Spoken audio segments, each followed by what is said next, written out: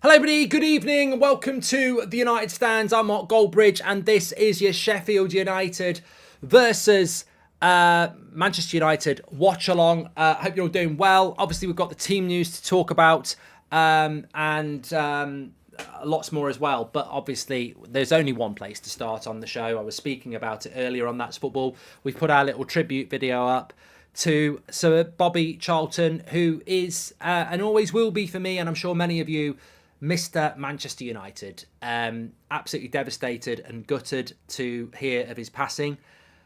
Obviously, he's 86 years of age. There's been talk of deterioration in his health for a number of years now, and he is at peace. But it's always difficult for those left behind. And my whole life has been, as a Manchester United fan, around Sir Bobby Charlton. The reason I supported Manchester United was because of my granddad and his love for the Busby Babes. And obviously Sir Bobby Charlton was one of the Busby Babes. He was on that plane in the Munich tragedy and he survived that. And, you know, as a human being, you often wonder how he felt about that. You know, to lose teammates, to lose a team and be the one who survived with others, win the World Cup, win the European Cup in '68. What a life and what a man. And Mr. Manchester United, an absolute legend. And above all of that, a fantastic footballer as well. There's been a time probably from the 60s through to, recently, where anywhere in the world you could say, do you know who Sir Bobby Charlton is? And people would know. An absolutely massive loss to this fan base, and a man that really, we have had other legends, and we do have other legends, the Busby Babes, Sir Matt Busby, Best, Law, Robson, Sir Alex, Cantona, Class of 92, Keane, Ronaldo, Rooney. We've had loads of legends, but does anybody symbolise the football club as one man as much as Sir Bobby Charlton does? As I say, he was part of the Busby Babes years before. People think of the Busby Babes and they think of Munich, but that team won the league. It was a fantastic young football team, and Sir Bobby Charlton was part of that. He was part of the tragedy and he survived it. He was part of the resurrection of the club, the survival of the club. The European Cup in '68, the league, another great side, the World Cup, and then for many years a fixture home and away in the stands for Manchester United. Epitomises the football club. He is Mr. Manchester United and he always will be, and it's a loss. It's a loss for football as well. It was so nice to be doing That's Football for the Arsenal-Chelsea game and see so many fans of other clubs respecting and sad about the passing of Sir Bobby Charlton, because like real true greats of the game, they transcend the club they play for. He's a Manchester United legend and he's Mr. Manchester United. He's an English football legend, and more than that, he's a world football legend. And not many people can be that. Not many people can be the Pele or the Maradona. And to England, Sir Bobby Charlton was that world legend. And it's sad. It's sad that these legends have to leave us, but I hope he's at peace now and obviously takes his place with the Babes, which I'm sure he missed for the rest of his life after what happened. And, I've heard some people come up with negatives around things like, what must he have felt at the end to see what Man United had become under the Glazers, but that's not Sir Bobby Charlton's battle to win, is it? Sir Bobby Charlton earned the right for who he was and what he meant to that football club to be Mr. Manchester United. What Man United is today is not Sir Bobby on Sir Bobby Charlton, and maybe he didn't like what United could become, but ultimately Manchester United is, and I keep saying this to people, Manchester United at the moment is shit. Let's be honest, it's shit. But Manchester United, to me, is not the Glazers. It's not that first team tonight. It's not Erik ten Hag. Manchester United, to me, transcends all of that. Manchester United, to me, is the greatest story ever told in football. Manchester United, to me, is what the Sir Bobby Charltons of our history gave us. What Sir Bobby Charlton thought of Man United under the Glazers really matters not, because what Sir Bobby Charlton did for this football club happened. It's part of our history, and it's part of our history forever. And whatever United is now, and whatever it is in the future, doesn't change that Sir Bobby Charlton put Manchester United on the map. He was one of those people that took Manchester United from a dream to a reality. You know, that European dream that started with Sir Matt Busby and the Busby Babes was realised by Sir Matt Busby and Sir Bobby Charlton in the rebuild of that football club. And that's what matters. What we are today is for other people to fight for. Sir Bobby Charlton's done his work for this football club, and he will always be remembered for what he made this football club. And that's the main thing. Thinking about the Glazers and Sir Bobby Charlton is disrespectful to Sir Bobby Charlton's legacy at this football club. He did his time, he lived his life, and he made Manchester United what he is. He is Mr. Manchester United, and we'll miss him forever. He's an absolute legend. Anyway, let's hope Manchester United can win tonight. Hi, Mark. This is the last game I can watch for a while as I'm starting a new job, so I want to thank you helping me. Tough times on and off the pitch, says Lies. I hope you're doing well. Sir Bobby and Albito will together watch Man United with us tonight. He is more than a legend. He is one of the roots of our club of Manchester United, says Dylan. Sir Bobby showed us that what you do when you face hard times, even with the Glazers, we can still dream, says SK. And this is what I mean when people say, oh, you know, Sir Jim's going to buy the club with the Glazers. I'm finished with this football club. How can you be finished with this football club? How can you be finished with this football club? You don't finish with this football club. If we never win again, I won't be finished with this football club, because you can't change the history. You can't change what we are. You can't change the story of what grabbed me about this football club anyway. Simply the greatest servant in our club's history will never be forgotten, and we will not see his like again. Rest well. Mate, Lee, you're absolutely correct. Like, was Sir Bobby Charlton my favourite player? Well, I didn't really see him play. But what Sir Bobby was, different to the Busby Babes, different to George Best, different to Sir Matt Busby, what Sir Bobby Charlton was and is Mr. Man United. He is the only player that fits the glove perfectly of symbolising what the club is. He was there in our darkest hour, and he was there in the light, and he's been there throughout our whole lives. And he is Mr. Manchester United. And in a footballing sense, he's a god, because he's been there through everything. The tragedy, the turmoil, the rebuild. And always with that, and I never met him. And, you know, in a way, you know, maybe that makes it better. But from what you saw and heard of him, and I don't know what he was like, but from what you saw and heard of him, his qualities and personality and class exuded through him, even in his latter years. Just an absolute class act, and no player epitomises Manchester United more than Sir Bobby Charlton. Absolute legend. Sir Bobby, I know what he meant to you and your granddad. We are all feeling the loss. Great tribute. United go honour him today, says Anthony.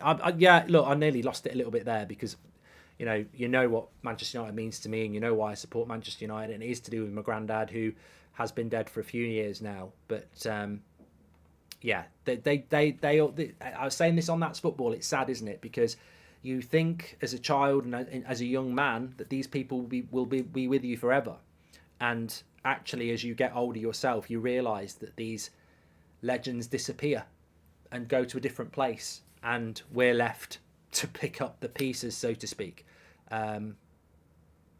But what a lot, as much as it's hard, I also say, what a life for Sir Bobby and Manchester United, and it's a privilege to have him part of our football club, and I love this football club, and I love what it means to me and everybody else. Not talking about Olivier Giroud, thank you. Welcome to Members Club, Chandra. Whoever else is on the beers, let's all do a cheers together for him, says Joe Palmer. Thank you very much for that, Joe. Thanks for all the love in the chat as well. And look, we should be winning the game tonight. Let's not try and dress it up in any different way. We should be winning the game tonight. And I feel that that's what will happen. It's interesting, some of the players that he's picked tonight. I mean, let's get into the team news. I'm sure we'll talk about Sir Bobby a lot more, but let's have a look at the team news for Manchester United. A few surprises maybe, but starting off with Sheffield United's team, I mean, Foderingham, Bogle, Trusty, Robinson, Thomas, Hamer, D'Souza, McAtee, Norwood, Archer, McBurney. I mean, I know it's Johnny Evans and Harry Maguire at the back, but if there is ever a game to play Johnny Evans and Harry Maguire, it's Sheffield United. I mean, they're not blessed with blistering pace or keep it on the ground mentality. This is an open goal to 3 points. You've got to work for it, but it's not the sort of game where you need Varane and Martinez. You can get by with Johnny Evans and Harry Maguire, and I've got no issue with that. That back four is not great. You know, I think it gets torn a new one by a Liverpool or an Arsenal, maybe even a Spurs. But in a game like this against Sheffield United, I saw some reaction to that back four, and I was like, hold on a minute, we're playing fucking Sheffield United.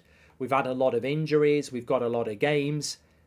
You know, Varane is back from injury, but do you want to risk Varane in a game like this when you've got the Derby and Copenhagen coming up at home? I think it's wise just to give Varane a little bit longer, keep him on the bench. So I've got no problems with that back four really at all. I think it'll be fine. Evening, Mark. Devastated by the tragic passing of Sir Bobby. Nothing else to say. Just happy to be here, says Biffa. Evening, mate. Hope you're doing well. Welcome to the Members Club, Lee. Thank you very much for supporting the channel. Into the midfield. NG says don't underestimate. No, I'm not underestimating them. They'll put a shift in. But what I'm saying is, have they got a striker like Son or Ivan Toney or Evan Ferguson or, you know, somebody that's going to cause us problems on paper? No. That doesn't mean you can't lose a game of football. We've seen United, even under Sir Alex, we've lost away games to newly promoted sides. But I'm not concerned massively. I think that we should be okay with Johnny Evans and Maguire. They're steady, aren't they? They're steady. And look, people say, well, look, Johnny Evans and Maguire are not really good enough for Man United. Probably not. But they're good enough to put in a performance against Sheffield United. Footy, rest in peace, Sir Bobby. Thank you, Footy King.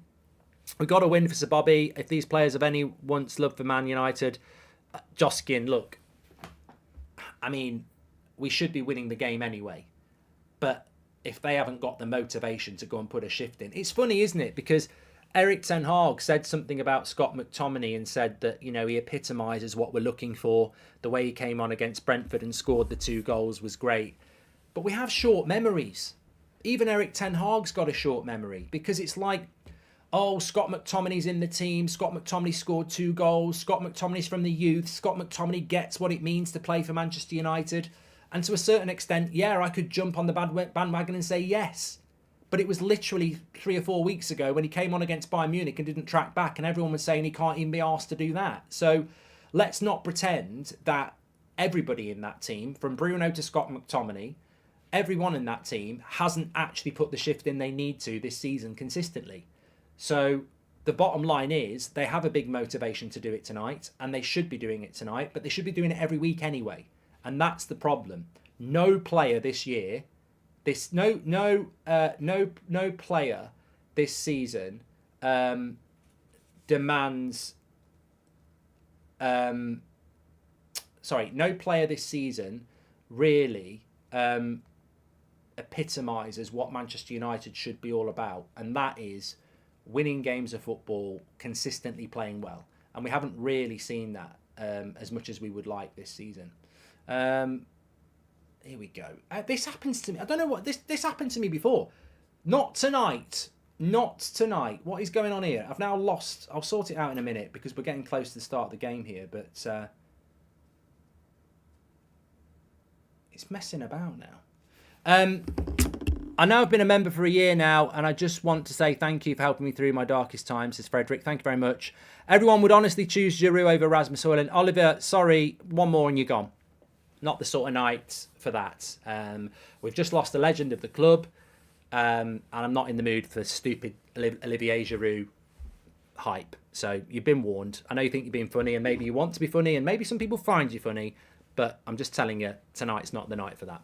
Just a thank you for everything you do during this turbulent time for Man United. We disagree on a lot of things, but we agree on the Glazers out, says Sir JK. Thank you very much, mate. Into the midfield then, you've got Amrabat because Casemiro's not fit. I think they've got Scott McTominay next to Amrabat. Welcome to Members Club, Gunny. But it's funny because actually I would like to see McTominay in the Bruno role because that's where he plays well. So maybe Bruno will swap with McTominay. I don't know. Look, Scott McTominay has to start this game of football. Let's not mess about. He has to start this game of football. There's no way that he shouldn't be starting. He's scored 2 goals. He rescued that result. It would be criminal not to start him in the game. Now, whether I think he's good enough to play for Manchester United on the regular, probably not. But you know what? He had to start tonight. And in a way, it's good because Erik ten Hag has spent £55 million on Mason Mount, and Mason Mount's on the bench. So that does show a bit of steel from Ten Hag. Where I'm a tad disappointed, but not surprised, is really Garnacho should be playing on the left, but I think the international break has saved Rashford. I really do. Rashford was taken off after 60 minutes against Brentford. It was a poor result, and we won the game without Rashford. Garnacho came on and made a real impact. I think Garnacho should have started tonight, but I think Rashford scoring for England and having a bit of confidence, Ten Hag's took a sniff at that and gone, look, he's my star boy. I want him to play well. Sheffield United aren't that good, so Rashford's in. But I think Garnacho's a bit unlucky. I really do. I'm not surprised. At the end of the day, it's like Onana in goal, isn't it? And, you know, you've got to pick the players that are your favourites, and that's what he's done. And Rashford's always going to be ahead of Garnacho.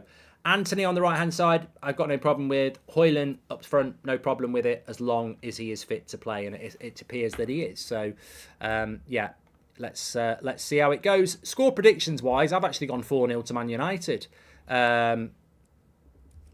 So, you know,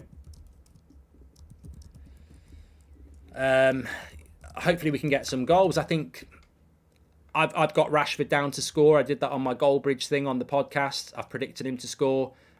I think he's going to get chances today. I don't see this game being a game without Man United getting a lot of chances, and I don't see this being a game where we concede a lot of chances. So, look, confidence before a fall, but you've got to take some momentum from that Brentford result, surely. Could do without these 8 p.m. Saturday kickoffs. My marriage is looking on troubled times. Obviously happy to take the hit, though, says Greg. Thanks, Greg. Thanks for the super chat.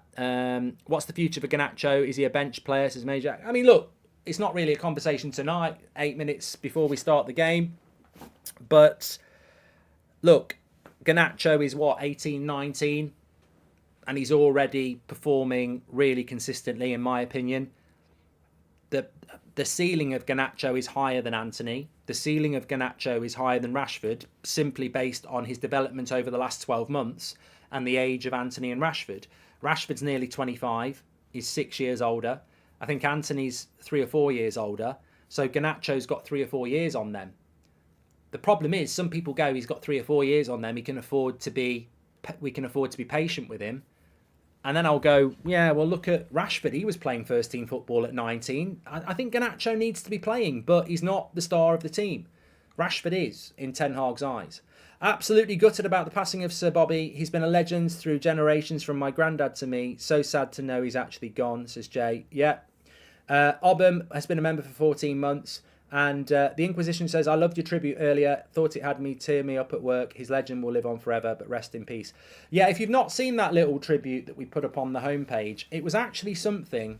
I recorded it probably in 2015 or 16. It's really old, and you can tell it's old because it's got the old United Stand badge on it. I wrote that poem to that music in about 2015 about Sir Bobby. And we've always had it, and when we heard that Sir Bobby was ill a few months ago, and there was a rumour going round that it was, really bad, we dug that video out, and I was like, it fits so well as a tribute to Sir Bobby. So that's why we put it out again today, and it does fit well. And even though it's been so long since I wrote it and did it, that it didn't feel like I did it. So when I listened to it again today, I must admit I was welling up as well, because it's just about the story of what he's done. You know, his connection to the Busby Babes and the resurrection and the future of Manchester United. And, you know, everyone will have a personal story about Sir Bobby. My uncle actually went to his soccer skills. He used to do the Bobby Charlton soccer schools in the summer holidays. He went to one of those. David Beckham went to one of those. And, you know, you sometimes look back on your past, don't you? And you go, I want to go back to that time because it's a more innocent time. It's not necessarily a better time. It's just a secure time because you know that you've grown up from that. And, you know, I look back at Sir Bobby Charlton, and he's just, every VHS tape we used to watch, the story of Man United, 101 best goals, the story of England winning the World Cup. He's just in all of them because he scored some great goals. He won the World Cup with England. He is the story of Manchester United. So he's just been there from as far as I can remember. You know, as a young player, as a young person, you know, 5-6 years of age, when you first start making your memories about watching football, etc., Sir Bobby Charlton was there, and distinctively there because of his comb over and the way he looked. He's always been there in my life, and he always will be, because he's Mr. Manchester United, but not in a literal sense anymore because he's passed, and it's very sad. But what a man. I've avoided United lately, but I'm excited today, says Nathaniel. It just shows that everything is finite. You must live your life and be there for your loved ones, says the Inquisition. Exactly. Great point. And Mark, what if Sheffield United put 4 goals in the back of our net? Then what players not good enough? Carrie, you are talking completely and utter nonsense. You're talking hypothetical, and I think United will put in a shift tonight. Look, we're not playing a very good team, Sheffield United. Before anybody starts saying stop being disrespectful, they're bottom of the Premier League. They've got 1 point. Like, this is not a difficult game on paper. They've lost 7 games. They've drawn 1. They've got 1 point, and they are bottom of the league. Like, we are going through grief for Sir Bobby, and what a great man. And there has to be a reaction for him. And I believe there will be. But I just don't know how you don't win this game tonight. But football is weird, and United have to be up for it. Man United 7-0, says Mind of Gaz. It's about time we actually smacked somebody as well. And look, I'll tell you what scares me about that team is if we win tonight 4 or 5-0, do you pick that team in the derby? There you go. If we win 3 or 4-0 tonight, do you pick that team in Man City because you don't change a winning team? Oh, I tell you what, you've got to change it, haven't you? I hope the boys are extra hamped up for Sir Bobby today. This one has to be for him. Great tribute video, Mark, and thank you, says Rich. Thank you, mate. Hope you're doing well. And yeah, you can't pick that team in the derby, can you? And I'm not going to individualise who you can't pick, but you can't pick that team in the derby. Let's have a look at the bench for Manchester United. There is a reef on the pitch at the moment for Sir Bobby, which is a lovely touch. And I'm sure this is hitting all the players. On the bench, there is no Reguilon tonight. Varane is on there. So it's Bayinda, Varane, Ericsson, Hannibal, Mount, Pellistri, Van der Beek, Garnacho and Martial.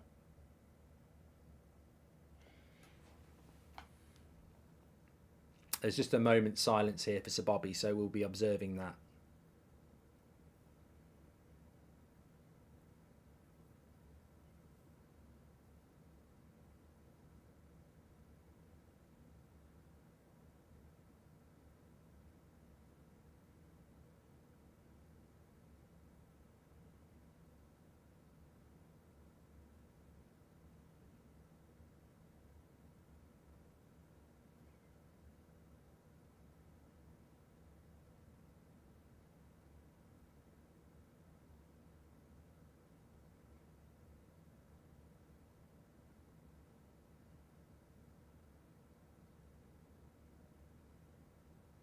And now the players applaud.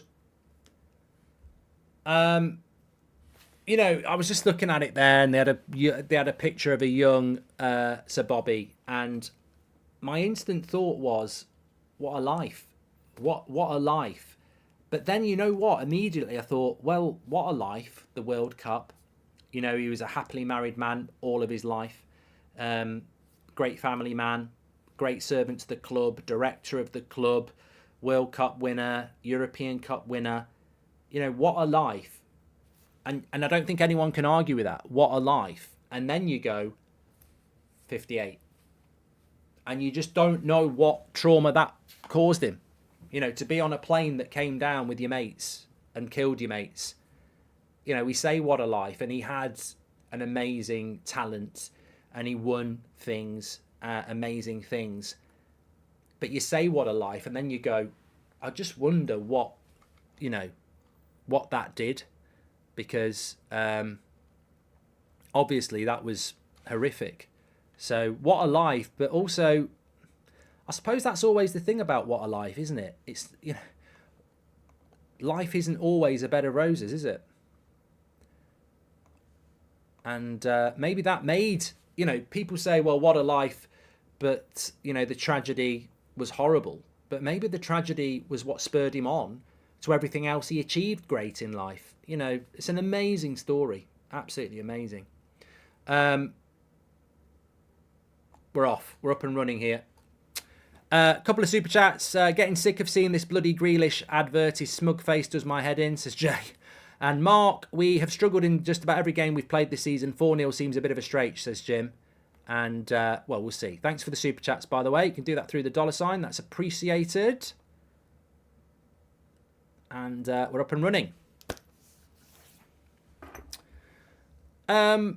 Look, I don't know a lot about Sheffield United, apart from they lose a lot of games. But what I do know is that Erik ten Hag is a decent coach. And to play such a slow centre-back pairing, he clearly doesn't expect much of a problem. Now, Lindelof is playing at left-back tonight.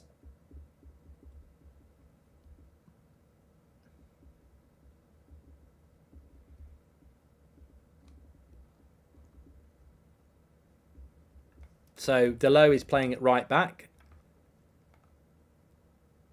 I always think naturally, I mean, Maguire with an early foul here.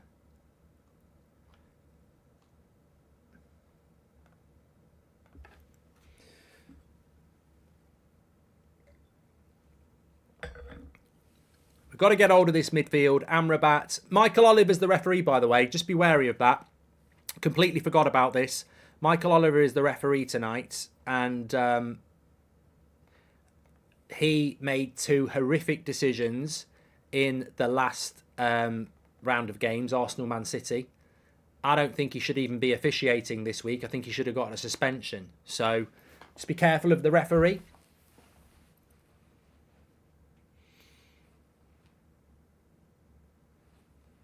But there's a lot of opportunities for players out there today. Marcus Rashford needs a goal.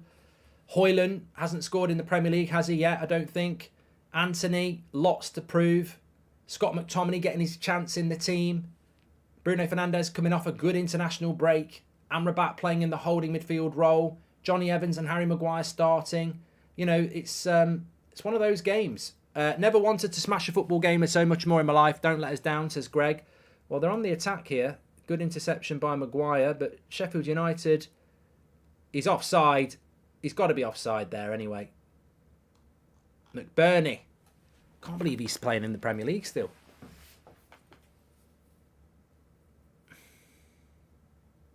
Really hope to see Garnacho in this game. Been a long time since I've been so interested in a player, says Adrijo.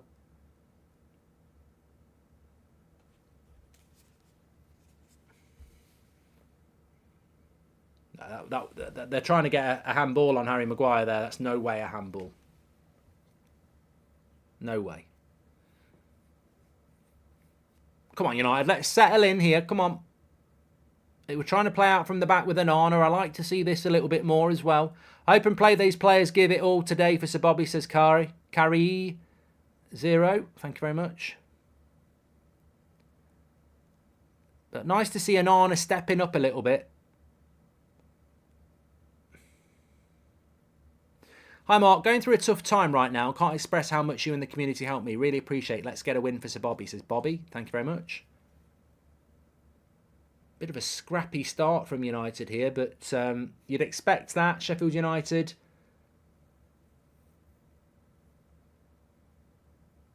They're gonna put a lot of energy in here today.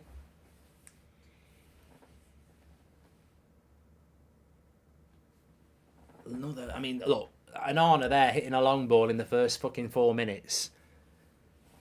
Is that what we bought him for? I think we saw a lot of that before the international break. I mean, look, we're playing Sheffield United. Let's not be hitting long balls in the first 4 minutes. Looks like it's a bit uneven on the ground as well. There'll be a lot of people slipping. Lovely play by Rashford there. Surely a foul. What? How's he not given a foul there? He's bloody skinned him and then fouled him.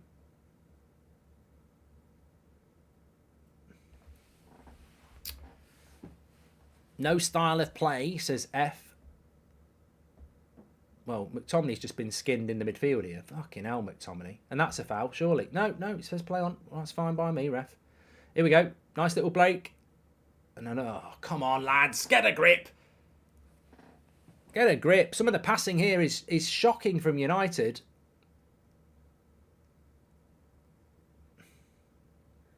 Sheffield United are actually passing it around quite well at the moment. We've not settled at all.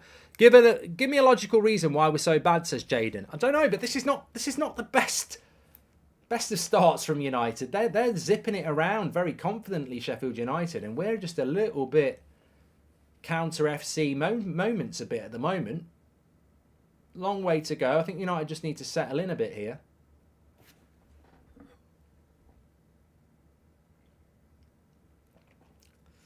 Hoping for a Goldbridge. Rasmus, says Great Marie. Hope so as well.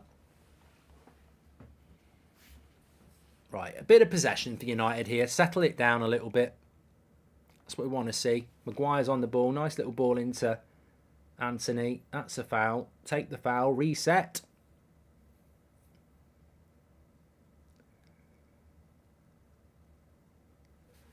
Early days, people. Stop moaning. A lot of moaning in the chat. In all fairness, if I had Maguire and Evans in front of me, I would hit long balls as well, says Paul Holloway.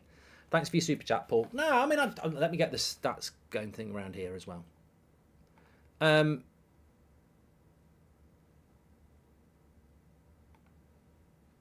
think Maguire and Evans are more than capable.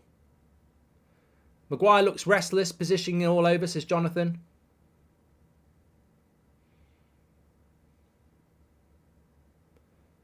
How's your FPL doing, pal, says Harry D. All right. Well done. I think I've had an average FPL. I've got about 45 points. Now, I think Harry Maguire and Johnny Evans are capable of passing out from the back, and I think you've got to do that against a team like Sheffield United. Here we go. Sky again. With and without Harry Maguire since October 22. With 14 wins. Without, yeah, but you know that stat that Sky should be locked up for putting that stat out on there.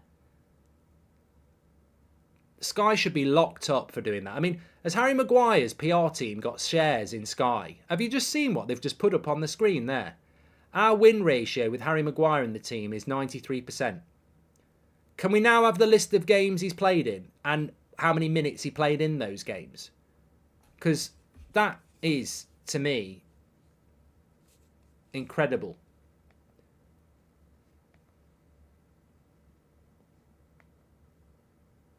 Yeah, it's not even starting. It says with and without Harry Maguire. How many games as those did he start? And what were what games were they? And how many games were there?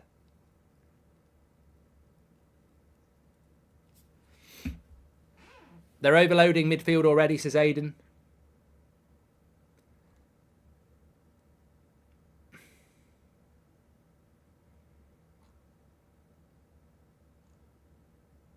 Stats don't lie, Mark, says Omar. No, they don't, which is why I'd like to know the depth of what the stats are all about. Oh, is he going to get a goal kick? No.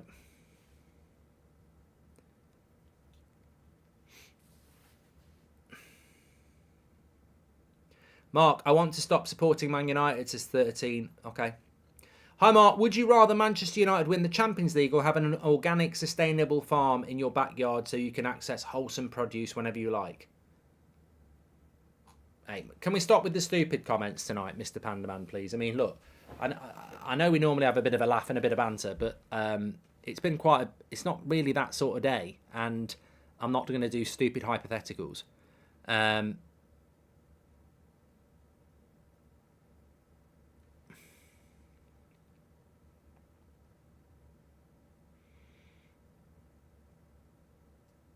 It's a bit scrappy at the moment. We need the first goal. You need the first goal in a game like this. Well done, Bruno. Oh no, he's not won it.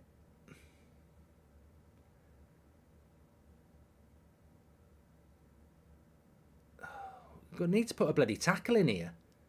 It's been a very sloppy start from United.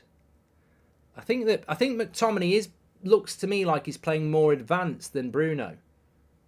Well done, Amrabat. Oh no, he's not won it as well. Bloody hell. It's just very scrappy. Very, very scrappy. Right, here we go. Rashford's got a bit of space. I mean, one thing I would say is it's set up for us to hit on the counter. Because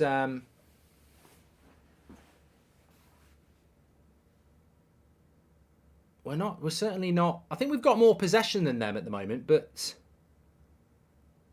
they're moving the ball around quite well. Too early to start saying anything, but I've been quite impressed with how they've passed the ball.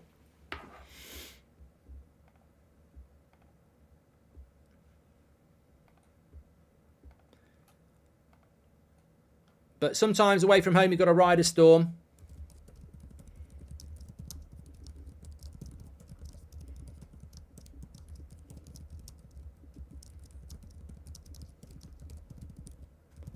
Always difficult as well. I mean, I'm not making excuses. Sheffield United are bottom of the league. But always difficult to be away from home after an international break. I realised I'm just making shitty excuses here. Mark, you are saying our legend passing away as our players care about that, all our mercenary players we've got, says Jay. Mate, I think people need to calm down. We've had 10 minutes and we're not losing. And I'm just very aware that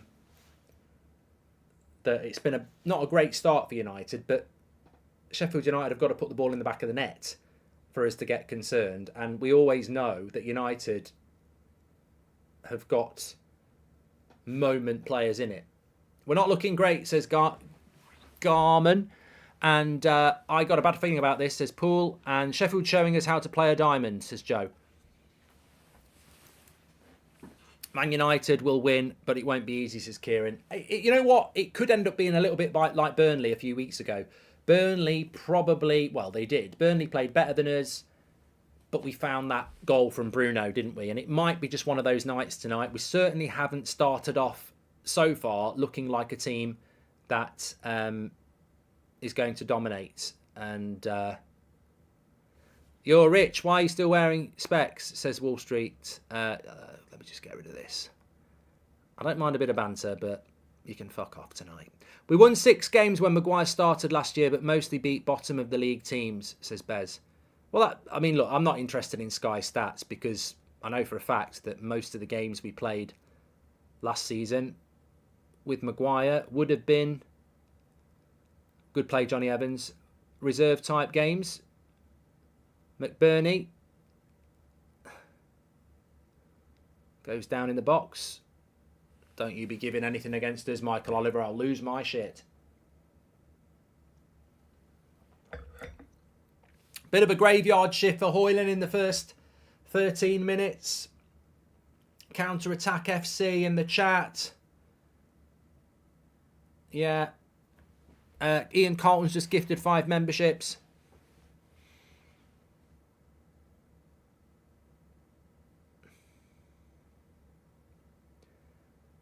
we're not really putting Sheffield United under any pressure, are we? I mean, they're just knocking it around quite easily. And another fucking foul going against us there. And it's a real opportunity to go... Well, if we win tonight, we're 6 points off. With Arsenal drawing...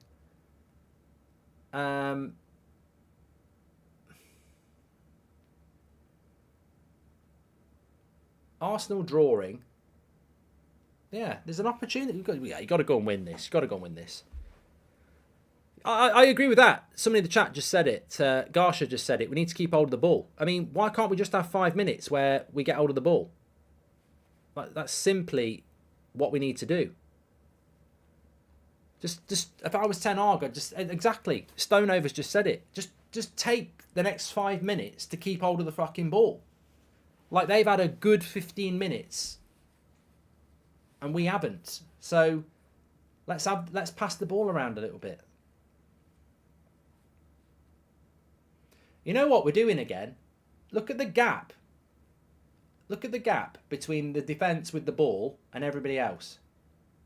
We're trying to play these quick transitions again. And actually, I would like to see Amrabat and whoever's playing next to him coming and taking the ball off the back four and playing some passing angles. We're just trying to get the ball up into that final third, aren't we? They've got overloads on the right-hand side here. Where is Rashford? He's not there in time. Good tackle. Good tackle. I tell you what, Johnny Evans has had a good start here. Hello. He's been my standout player. Hello, Mark. United have to settle down. It's been a very emotional day for them, says Paul. Well, here we go. Rashford. This is where he wants it.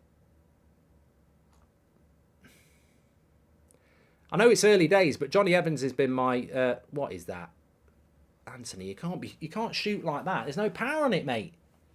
Is McTominay playing so high up the pitch because Erik Ten Hag doesn't rate his defensive ability, says Robble. But I think McTominay should play higher up the pitch. He scored 2 goals. I think we all appreciate that is his best position. But you know, Bruno's playing deeper next to Amrabat, so that picture's wrong. McTominay is not playing as the box-to-box. He's playing more advanced, which I probably agree. But I agree with Wizzy. I think Johnny Evans has been the standout player for Man United so far. Even then, when he won the ball, it was a good tackle, and then he was driving forward himself.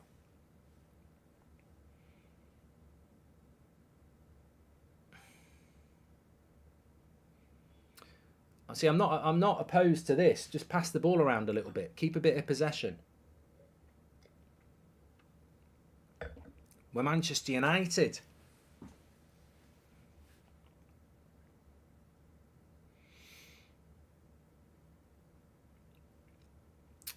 You know, look, people having a go at McTominay, but maybe he gets a couple of goals. Here's Anthony. Not a bad technique. Hi, Mark. Keep up the great work. Do you think Erik Ten Hag can make this team better given everything that's going on at the club, or is it too much against him, says the horror guy? Well, I think we need the change to happen. Whatever the Sir Jim Ratcliffe change is going to be, we need to see what that's going to do. I think, look, would you be happy with that team again in the derby? Would you be happy with that team at home to Villa? Would you be happy with that team away to, I don't know, Chelsea? I think we're only putting up with this team because we're playing Sheffield United. That team is not, you know, as much as I can't argue with it, it's...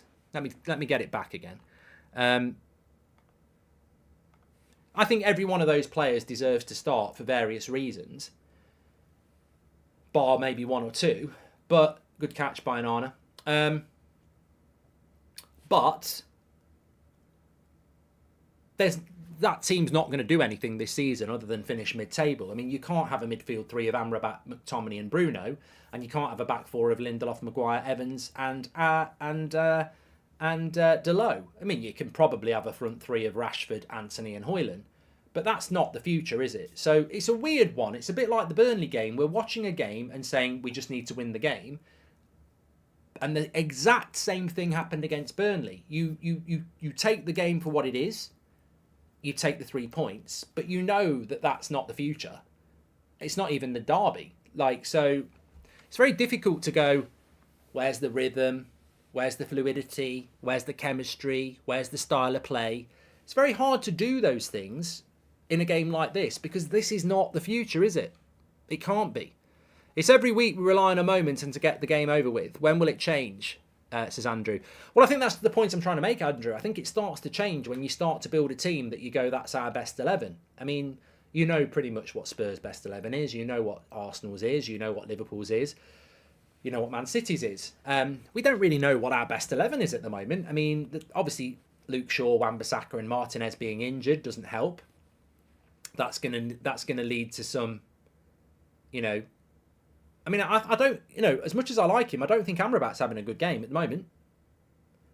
You can slag Casemiro off, but I don't think Amrabat's doing any better than what Casemiro's done so far. Anthony has the weakest dominant foot in Premier League history, says Dimitri. Mark, what need is to start winning games? Why are you focusing on the team instead of winning games? I don't know what you're talking about. And I'm not concerned about the early possession. They'll comfortably wear themselves out. We used to do this in the early 2000s. Goals is what matters, says Slow Sports News.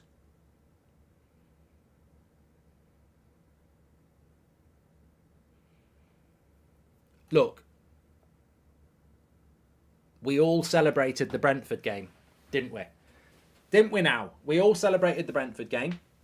And we were all like, oh, it's amazing, it's amazing, it's amazing. But if we hadn't have won that Brentford game, we would have called it for what it was. A really bad performance. So, it's not like we've been playing well this season. I don't know why Onana's gone down.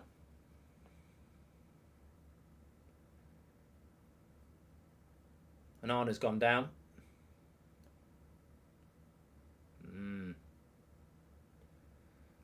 Mark, please say hello to my godson, Shay Given, says someone else.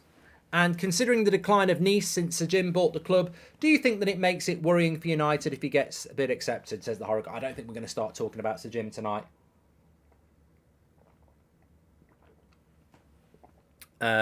This break might be quite a good break here. Bienda's warming up, maybe Onana's going off, but it gives Ten Hag, at 20 minutes into this game, a chance to give him a kick up the backside. Daniel says, this is horrible. We can't even string 5 passes together. How can this team be in its second season and look like they've got no idea? And these players are not switched on, probably waiting to go 1 or 2 goals down, says Asset.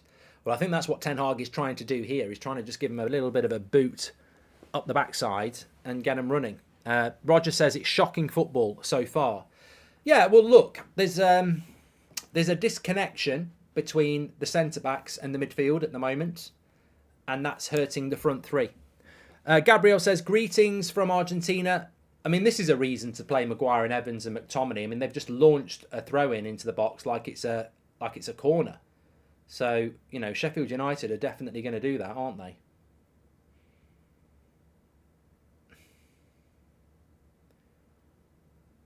And that's a corner from Sheffield United.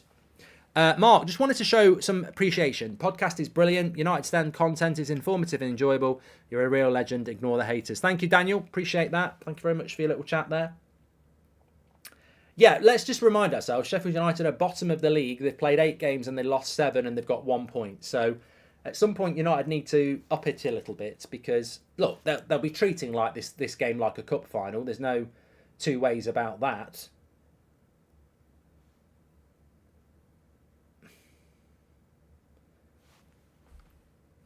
Mark, thoughts on Sean Dyche interview? Haven't seen it. Glazers out. Give us a summary. We can talk about that. I presume he felt they were robbed.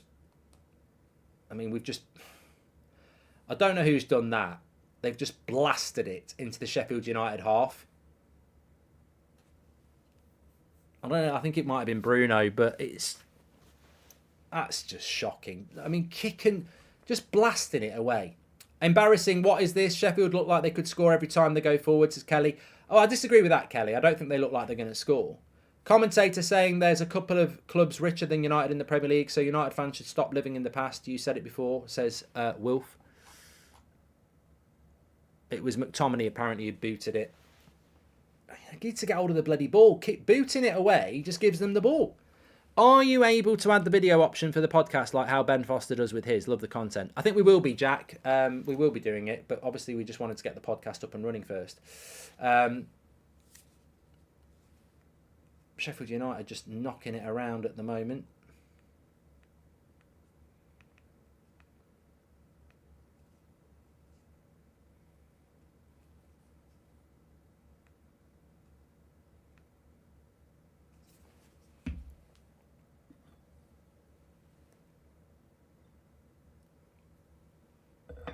Well, we're just waiting at the moment. Will stacked up the points in Goldbridge today. Looking forward to the next episode. Good save, Anana. You're a legend, says Garman. That is a good save by Anana. I mean, he should be saving it. It's a long way out. But, you know, I think we all panic a little bit. Strong wrist. Didn't do that against Brentford. You'd expect him to save it. Maguire should be closing him down a little bit better there. But good save by Anana. Strong wrists. That'll be a confidence booster for him. We need him to start performing. Right, here we go. I do worry about us against someone like Man City if we're going to play like this. But we won't pick this team against Man City, will we, in fairness?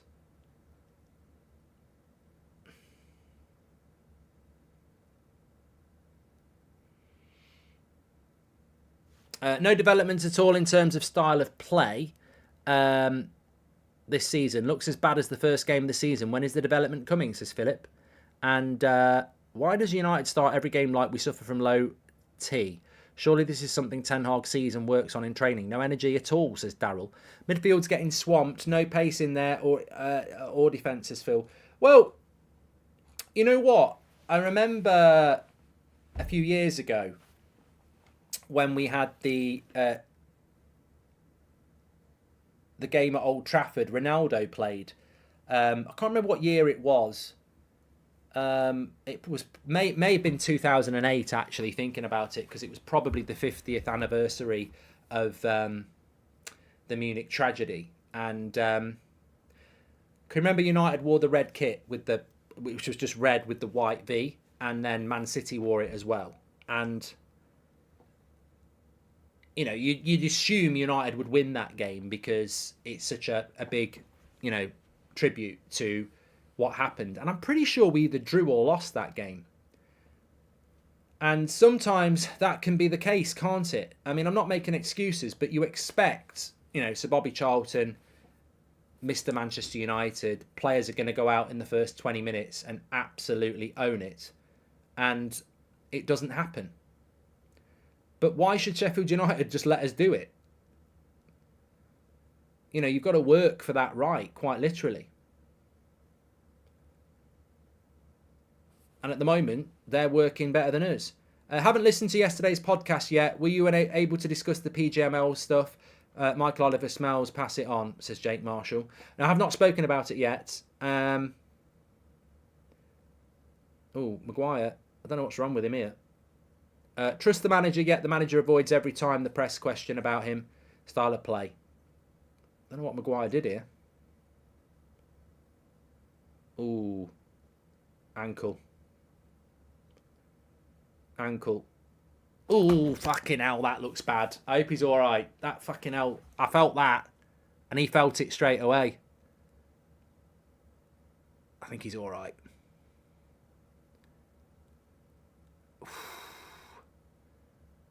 He's done well to get up from that, mate. I'll give him credit there. That was fucking nasty.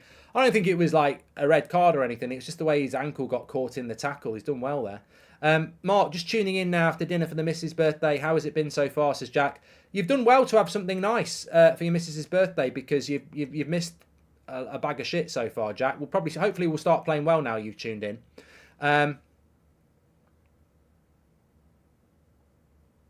Goal! He's done it again! Jack, in the chat, give yourself a clap. Scott McTominay has just scored again. 3-2, Scooby-Doo. It's a little bit scrappy, but put him in the penalty box. He's like Alan Shearer. He's the Scottish Alan Shearer. He's done it again. Scott McTominay. This is just incredible from Manchester United. It's been a shit 28 minutes. And then the cross, it's a Bruno Fernandes assist as well. I mean, there's just something about these two players, isn't there? Bruno and McTominay make things happen. Absolutely fantastic. And he's took it well. He's done it again. Scott McTominay. There you go. And I tell you what, a fitting tribute to Sir Bobby with a youth player scoring. And it's Scott McTominay who's done it. And Man United leads. And I mean, I hope everybody in the chat is just, ecstatically happy with that, because it's important to win. But if you're not happy with it, then I suppose it shouldn't come as a surprise that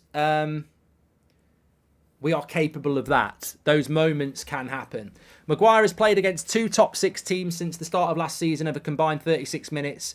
885 minutes total and 74% of home games, says Connor. We look devoid of ideas, says Kay. This was before the goal. We just boot the ball upfield every time. Amrabat is anonymous too. Whole team is all over the place, says Kay. And yet we're winning because Sheffield United aren't very good. Hi Mark, what are your favourite Manchester United away shirt? Mine was the 96-97. We were unbeaten wearing that shirt in the league that season, says Ian. Thank you very much, Ian, for your super chat. And also, this is embarrassing. What is this Sheffield look like? They could score every time. I've done that one from Kelly. It was a long time ago. Scooby-Dooby-Doo, where are you? Scotty needs to score now. Scooby-Doo, I see you, Scotty, has our 3 points now, says Amir. Well, look. I did say it before it happened. Burnley away a few weeks ago, 8 o'clock on a Saturday night. Burnley played very, very well, but couldn't, score in a brothel. And the same thing is sort of happening again.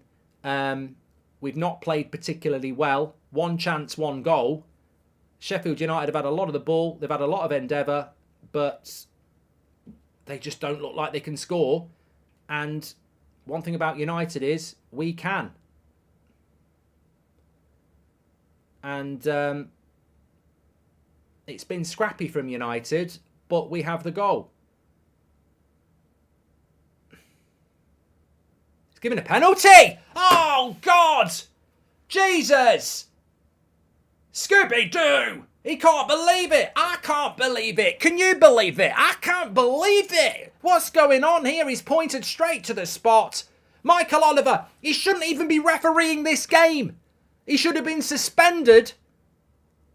Oh, kiss my arse. He shouldn't be... He shouldn't... Oh, this is the angle. Oh, it's a blatant handball. I take it back. I can't go red tinted. 100% penalty, to be fair. I can't argue with that. He's stuck it out. It was next to him. It was right. He's got his hand next to him and he's gone and done the whole, I can't help it. Don't touch the cooker. Michael. No, it's mate. You're arguing over nothing. It's a penalty. Maguire's trying to do it as well.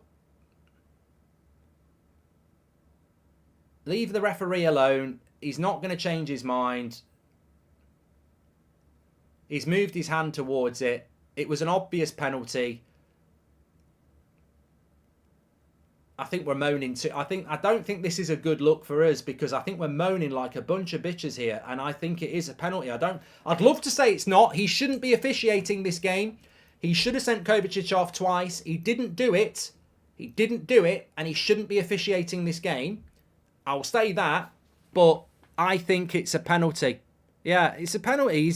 The cross comes in, he's got his hand like that, and as the ball comes towards him, he has got his hand next to him, and I think that's what Maguire's saying, but as the ball comes across, he goes like that.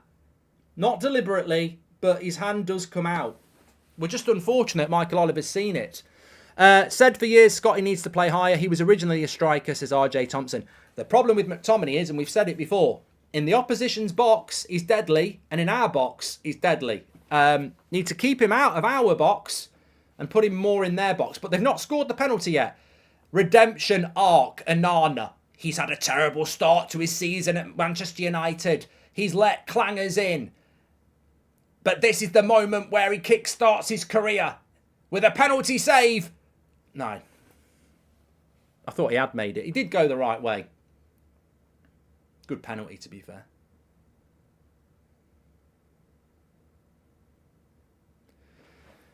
Oh, well. I felt he might save it. McTominay's still going on about it. Why are you going on about it? You know you did it. I understand Maguire and Bruno saying it's not a penalty, but McTominay knows what he did. God, it's a good penalty, that. And Onana has gone the right way. Yeah, it's a good penalty.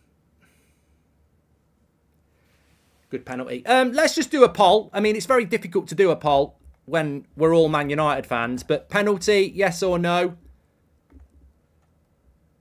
I think if you've been watching the football today and you've seen the Michael Keane handball and the Saliba handball, the one thing I will... Look, his hand comes out.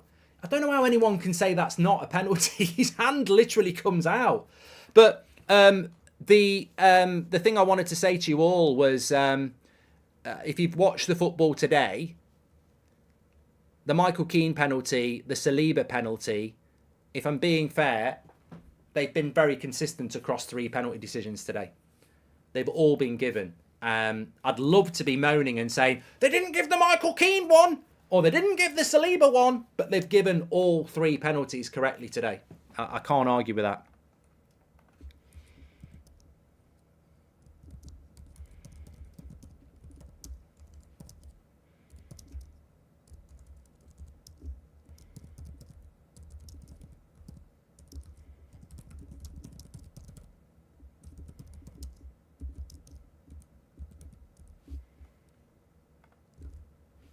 Again, we score and can't keep the lead long enough. That's a great point by Gutch, by the way. It's a great point, isn't it? We've probably gone 1-0 up a little bit, well, not lucky. It's a good goal, but it was our first real attack. And then within seconds, we concede. It's a massive problem, actually. You're right. It's a massive problem. I was shocked when we went 1-0 up, even though it was a well-worked goal. I was shocked, but then yet again, you go and you don't have time to embrace the shock, do you? Because it's instantly over because we've conceded. Will we do what we do best and crumble? Says Jim. And how many? What was that? How many times have we conceded straight away? Says Will. Well, exactly. That's what people are talking about here. I mean, the worry for me is that this first half is just drifting by. Just refuse to get excited about this lot. Overpaid, overhyped, average players, says Chris. And moments before the penalty, we kick the ball upfield aimlessly and it comes right back at us. We're not controlling the game as per usual, says Kay. Second ball, Sheffield United again. They've won too many of these for my liking. Good play here. There's another pass. They're in the box. Too easy.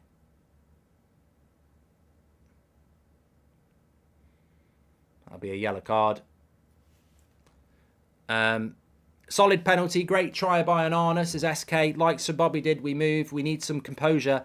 Feels like we score and we don't concentrate, says SK. I mean, look, we've conceded a penalty straight after we've scored a goal. But then again, you have to acknowledge the fact that we scored a goal against the run of play. For half an hour before the goal, Sheffield United were more dangerous.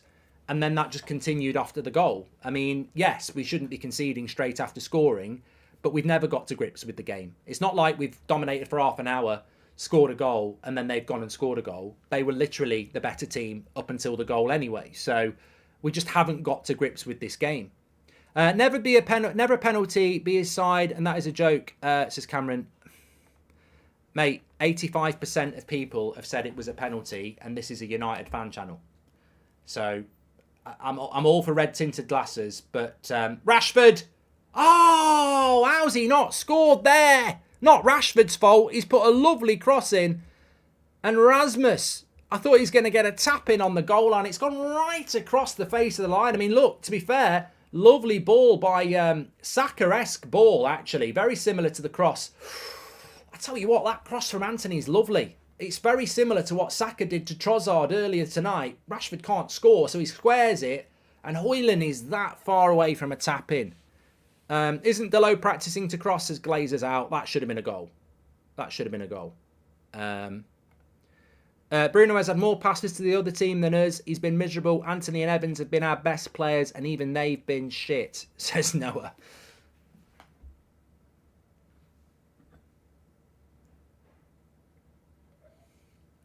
I'm going to close the poll on the penalty because, you know me, I'd love to be talking about Michael Oliver's hair and who does it, but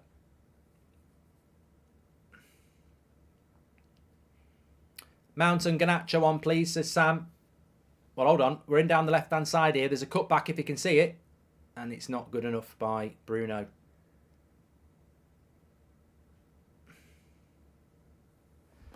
I voted yes and support Liverpool, says Claydon Plays. I'd like to see... Oh, Rashford. He's got to work hard now to get back. He has. Well done.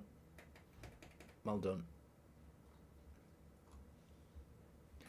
You know this McAtee for Sheffield United? What's he all about? Because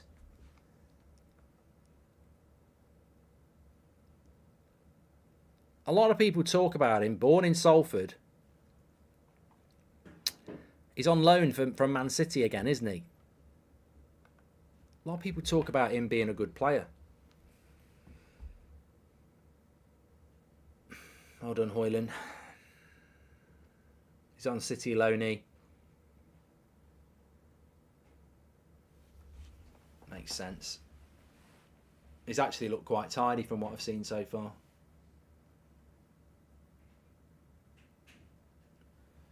Got Sheffield United promoted last year, to be fair, said someone in the chat.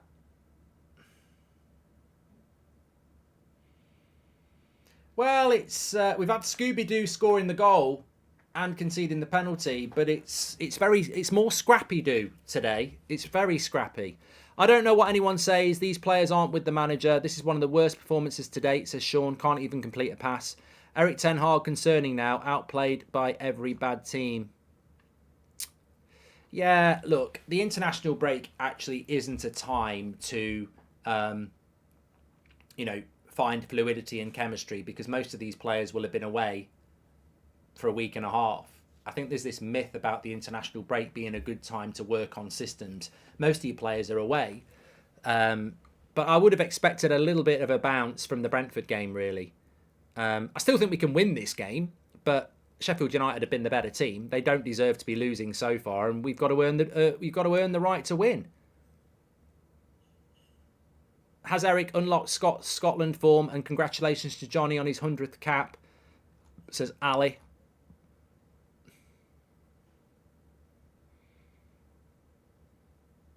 McAtee becomes world class in my football manager career, says Anthony. Oh, what play! Good save by Onana again. Sheffield United were in there. This is nothing like Erik ten Hag ball. We just kick it, says Kay. Well, there's a break on here. Into Rasmus. Needs some support. Is Bruno colourblind? What's he doing? Says Noah. Good play by Rasmus here. We're too afraid to play in between the lines, says Kizza. Can you finally admit you were wrong about McTominay, says Rodney. Did you see that he just cost us a penalty, mate? Like, he's good in the box. He's good in the box, but is he good anywhere else? Scott McTominay in the last game and a half has scored 3 really good goals in the penalty box. What's he done outside the penalty box? We may as well play him up front. There's no doubt in and around the box. We've seen it for Scotland. We've seen it in the last couple of games. In and around the box. In the box, he's a threat. But, is he a threat anywhere else? Here's Rashford. Need to get him on the ball a lot more. Amrabat into Bruno. Free kick. He's got to give that. This is a good opportunity. Bruno, get up. You can take it. Bruno's free kick here. Who is your priority signing in January, Mark? Says Harry. Well, I don't think we'll sign anyone in January, Harry. It's a great question, actually. I don't think if you said to me, who are you going to buy in January? I genuinely don't know. Like, the problem with this team at the moment is, and it's shocking, I don't know what one position we need to change. I personally think there's probably 5 players I would upgrade. It's not about we need a right winger or we need a centre-back or we need this.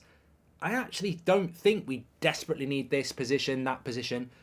I just think we're just generally not playing well as a team. This is a great chance for Bruno. Oh, I thought it was in. The trajectory and height was good. But it's landed on the bar. I thought you'd done it there, Bruno. I thought he'd done it. It wasn't high. Well, it ultimately was. Oh, right on the top of the bar. Mark, we should have a style of play. You keep saying we won't because of selection, but we should be able to see it even if it's bad. Ten Hag out, says Sean. Some of my best childhood memories were at soccer camp with British coaches. Ever think about running a soccer camp with the United States? Cheers from the States, says Noah. Mate, I'm more busy in the summer than I'm in the season.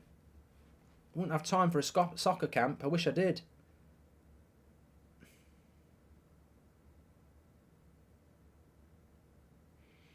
They just want it more at the moment, Sheffield United. I mean, maybe they will tire, but...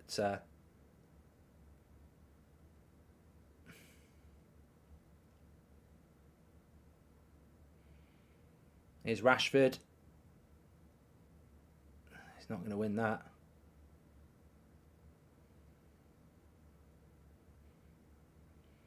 Bruno looks awfully drained and exhausted, says 13.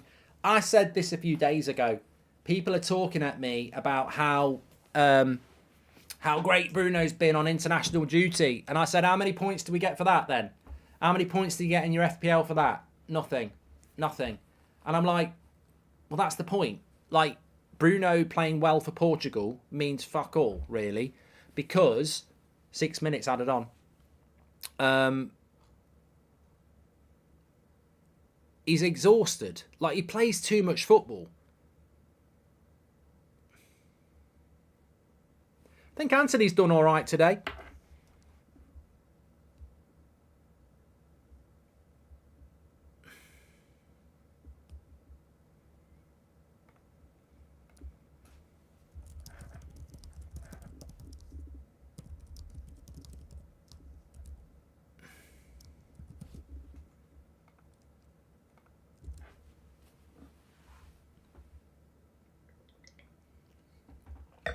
Long Ball FC says, Aman, no style, no patterns of play. What's going on? Looks like Ollie Ball.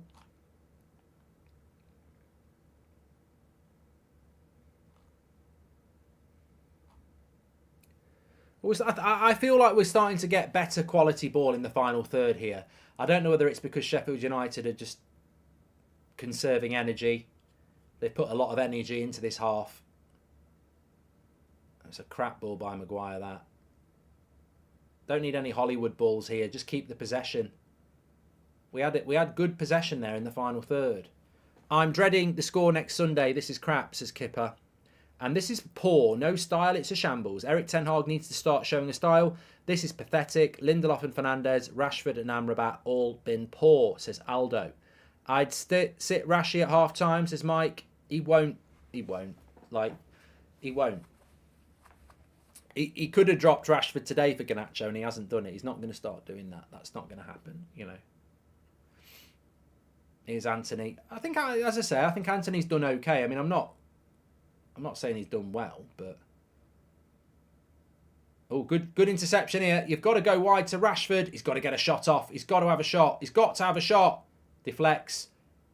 Good save, keeper. I think it was... Was he onside? He's given a corner. He was. What a save by the keeper that was. Rashford's shot deflects wildly and it drops to Rasmus. And he's miles on correctly. It controls it. Wow, it's a brilliant save. Brilliant save. That should have been 2-1. Now, we've got threats in the box here. You've got Harry Maguire. You've got Johnny Evans.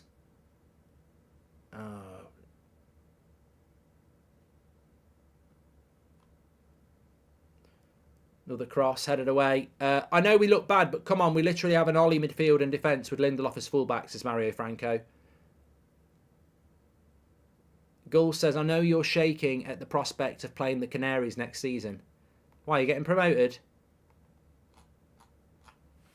I don't know. I've not looked at the Championship recently.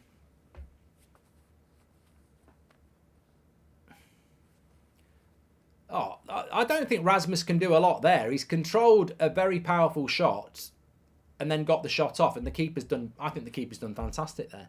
Erik ten Hag out. No one manager could get this shit together, says Fred.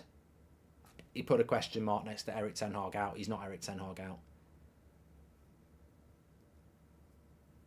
Anthony's playing well, says Sin. I feel like we've had a little bit. I don't really want half time to come because I think we've actually started to get a bit better. In the last 5 minutes, we've started to have more of the ball. Sheffield United haven't.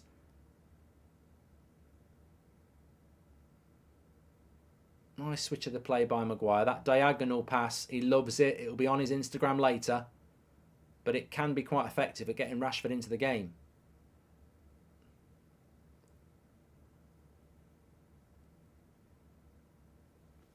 Amrabat with the cross.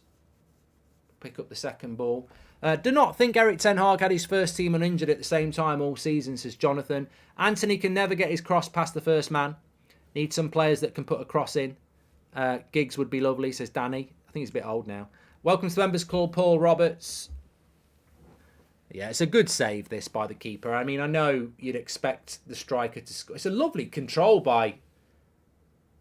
No, I think he's done everything right there, Rasmus. I don't think he can do a lot more. I think the keeper's made a big save. What I'm seeing, Anthony crossing a football. Erik ten Hag might be onto something, says 13. Thanks everyone who's tuning in, by the way. Please do subscribe to the channel. Bottom right-hand corner to do that. We're on the road. We're nearly at 760,000, by the way. We're only 300 subscribers away. So bottom right-hand corner, please subscribe to the channel, The United Stand. You're very welcome. We're live every night at 8 o'clock, every morning at 10 o'clock. And we will be live in the morning with the new show as per usual. So get yourself involved. You're very, very welcome. I think Sheffield United have just started to fall out, lose a bit of energy here.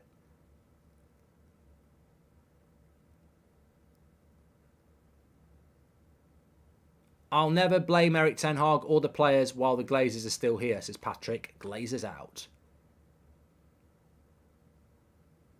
Well done, Hoyland again. There's options here.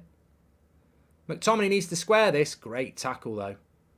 Man United have to capitalise on most attacks, says Aziz.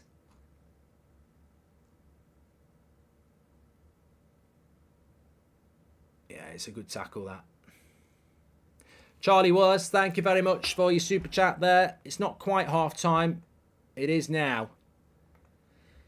So let's dive into it. What are your thoughts on that half? Really, succinctly, and just a very short assessment of that game of football. Honestly, really, well, there's the stats. Well, let me get that back up. It's too equal. It's way too equal. Like, we're Manchester United. I don't want to be arrogant and, over the top, but we're Manchester United, and that's too equal. Those stats represent equality. 56% possession. Both got 6 or 7 shots. 4 shots on target to 3. They've had more corners. It's too equal. It's too equal, that is. That shouldn't be. They're bottom of the league. They've lost 7 games out of 8. They've got 1 point. That's not good enough. Like, we need to get the ball better. We should be up at 70%. It could still be 1-1 with 70% possession, but that game's way too equal. I don't understand what we're doing in the first half an hour. Look, we get a bit of a lifeline. It's very similar to the Burnley game a few weeks ago. A team that's in a relegation battle who are hungrier than us and actually better at moving the ball around than us, if we're being honest. But we get a lifeline. Bruno against Burnley, great goal. And we win 1-0. McTominay, again, delivering in the penalty box 1-0. This time we concede a penalty. It is a penalty. I'd love to argue that it isn't. I don't think Michael Oliver should be even officiating this game. He should have got a suspension for his Arsenal game. But he is, and he got it right. You know, McTominay does have his hand by his side, and as the ball comes towards him, he moves his hand out. I don't think it's deliberate. I think it's just, if you've played the game, sometimes something comes near your hand and you go for it. And I just think it's it's just a natural reaction to go like that. It's a penalty. I've got to say, I don't know how the referee saw it, but he did. And VAR is always going to back him up. And then it's 1-1. If I'm being honest, the scoreline should at least be 1-1. I mean, Sheffield United have been the better team. They deserve to. It'd be very harsh for them to go down at half time. So, yeah, 1-1's. We've got. The thing with United at the moment is, we're waiting for this. I'm not even waiting for Manchester United to start climbing up for a title race. I mean, the league table does not lie. We're in 9th place. There's a lot of teams ahead of you when you're in 9th. We're not having a good season because we're not playing well. But I am expecting that to happen at some point. And this is another game where, unless we produce it in the final 45 minutes, and even if we do, you're still going to go, why couldn't we do it from the start? We're just not functioning as a team at the moment. And it's baffling because Amrabat has played as bad as Casemiro's played. That's not logical. You've got all these people saying Casemiro's legs have gone. He's past it. He can't pass the ball. You put Amrabat in there, what we're going to say, his legs have gone and he can't pass the ball. It's almost an identical performance, which leads me to think maybe it's the bloody system. Amrabat and Casemiro can't do that role. Maybe it's the role. Maybe it's not the player. Maybe that role is too much for one person to do. And we've spoken about that multiple times. Like, what's Bruno doing next to him and what's McTominay doing ahead of him? Are they providing enough support for that holding midfielder? Because Casemiro hasn't had a great start to the season, but Amrabat there today, this is Sheffield United. He's not got to grips with the game at all. But I don't want to individualise it because, look, Højlund's been in a graveyard shift. Rashford's been very, very quiet. Bruno's been very, very wasteful. So there's multiple reasons, but the bottom line is Sheffield United have been as good as we have, if not better. And you've got to say, why is that? So I want to get some of your points. For those criticising Rashford, what do you want him to do? He's crossing and not being selfish. Give the lad a break, says Sakin. Hi, Mark. Our players got no desire to win anything. They're absolutely rubbish, not playing like a team. Our system is crap. Players can't play it, says Lee. We seem to ignore overlap runners in the final third. A player goes, but we play it back under the defensive block instead. Makes no sense as a tactic, says Brian. This team is driving me up the wall. How are we playing down to Sheffield United, says Z3. Ericsson for McTominay to control the midfield. Garnacho on after an hour for an Anthony, says Will. This is so painful to watch, says Sean Turner. What is Ten Hag doing in training? I don't see any playing style, and how quick we conceded after scoring is worrying because it's a constant.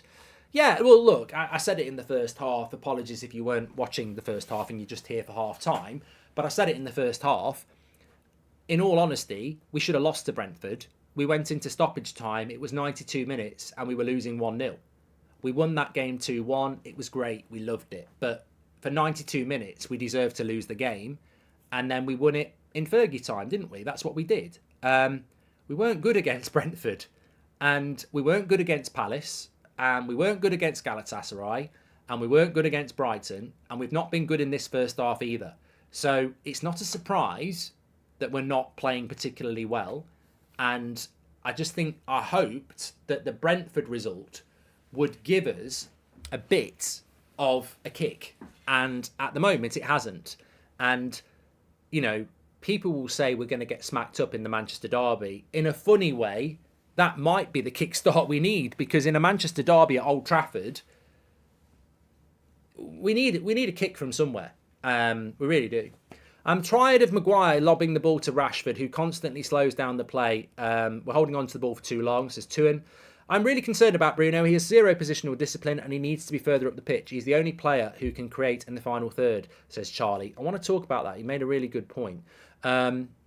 Also, we've had, let me just catch up on these and I'll come back to that from Charlie. The team is a joke, says Scott. We never have anything in the final third. Every opportunity is a fast break. We will never win playing this way.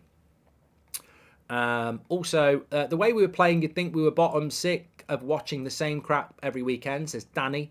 And what a beautiful tribute video. Thank you. Good job, says Joseph. Yeah, if you've not watched the video tribute to Sir Bobby, it's on the homepage. It's 2 minutes long. And it's something I wrote a few years ago. And it just felt apt. So I've put it up.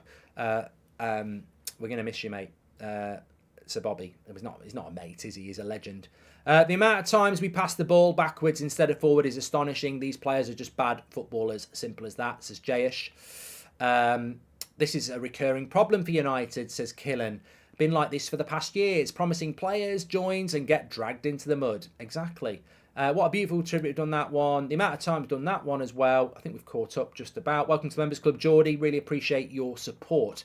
So Charlie made a great point about Bruno there. But I think there's another point to be made about Bruno Fernandes. And that is this.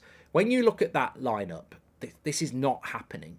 This is not happening. Bruno Fernandes is not playing in the role that predicted lineup had him when the team news came out. Our stats provider is OneFootball. You can download it for free, get all your latest breaking football news, transfer news. You can scan the QR code to download it or go through the link in the video description. And on that app, OneFootball, if you go into the Man United game against Sheffield United, we have the team stats. They've got individual stats. I don't know whether anyone's got it open at the moment. Download it if you haven't and have a look. But Bruno's pass completion rate must be shite. What Charlie said is really interesting. Scott McTominay is playing in Bruno's role, if you look at that picture, and Bruno's playing in Scott McTominay's role. I don't think it's wrong, but I don't think it's right. Scott McTominay as a holding midfielder offers nothing. Scott McTominay as a box-to-box midfielder offers next to nothing. Scott McTominay as the 10 getting in the box, he scored 3 goals in 2 games. So I understand why we're playing him more advanced. But Bruno Fernandes as a box-to-box player doesn't offer anywhere near as much as he does as a number 10. And I think the problem United have got at the moment is McTominay's best in the 10, Mount's best in the 10, Bruno's best in the 10, Donny's best in the 10, and arguably Eriksen's best in the 10. We've only got Casemiro and Amrabat who actually can do the holding / box-to-box role. We've got too many number 10s, and I think the problem is Casemiro gets overwhelmed as a holding midfielder because he hasn't got a proper number 8. And I think Amrabat has got overwhelmed tonight because he hasn't got a proper number 8. And I think Bruno isn't supporting Amrabat defensively, but also he's not forward enough. So I don't think that's the only problem tonight, but I think it is a problem. And I think Charlie's nailed it. We've got too many number 10s that we have to play one of them as a number 8. Bruno's pay should be cut in half anytime he makes those casual passes, says Barima. Hi, Mark. Sadly, all roads point to Ten Hag sacking, says Adam. At least the Sajin bid is morally preferable to a Middle Eastern takeover. This kit is cursed. Every game we've played in this green and white kit, we've lost, says Rob. Gems has gifted a membership. Thanks, Gems. Players all over the place. This is on the manager, says Vague. Well, what would you change at half time? I suppose that's a rhetorical question. I like the Eriksen idea. This worked, I think it was against Galatasaray for a bit. We need to get hold of the ball. I'd like to see Eriksen play next to Amrabat, which means you've got to take McTominay off to put Bruno at 10, which I don't think he's going to do. But I would do that at half time because you can't risk a second half like the first half. In the front, I wouldn't change anything in the front 3 yet. I think you take Rashford or Anthony off after an hour. But the midfield's got to change. I think you've got to change the midfield. Because you've got to change the midfield against Man City anyway. So what difference does it make if you make that change today? I mean, Mason Mount might be an option as well. You know, it might be, to be fair. But I'd make a change in the midfield. And unfortunately, I think McTominay's got to be the guy to come off. Unless you're going to do a really big move and take your captain off. The penalty came from cheap loss of possession by Bruno, says Anil. I'm not kidding when I say bring Fred back, says Daniel. There's a reason Bruno is unreal for Portugal and inconsistent for us, says Sean, because he plays in the correct position for Portugal and the players in front of him make the correct runs. Michael Arthur's gifted a membership. Andy Weatherall's gifted a membership. What to do with Mount, says Ramish. Bring him on. An irony is we didn't have a 10 for a few years back. Garnacho on, please, says Sakan. Well, I'm just going on to OneFootball here because nobody's whacked it into the chat. You can download it for free, OneFootball, get all your stats, links in the video description, or scan the QR code. I'm just going to tell you what the stats are in relation to pass completion rates for Manchester United. Let me just get this.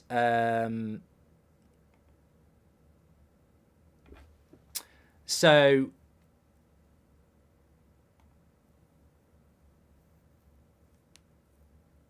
Lindelof and Maguire have made the most passes, probably sideways. Bruno's made 36 passes. But I can't find out what is... let me just go back here. Where we got? Possession, passes successful.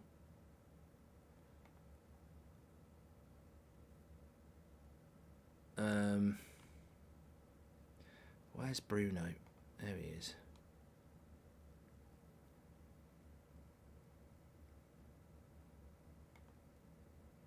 Is that... He's made, 69% pass success for Bruno Fernandes.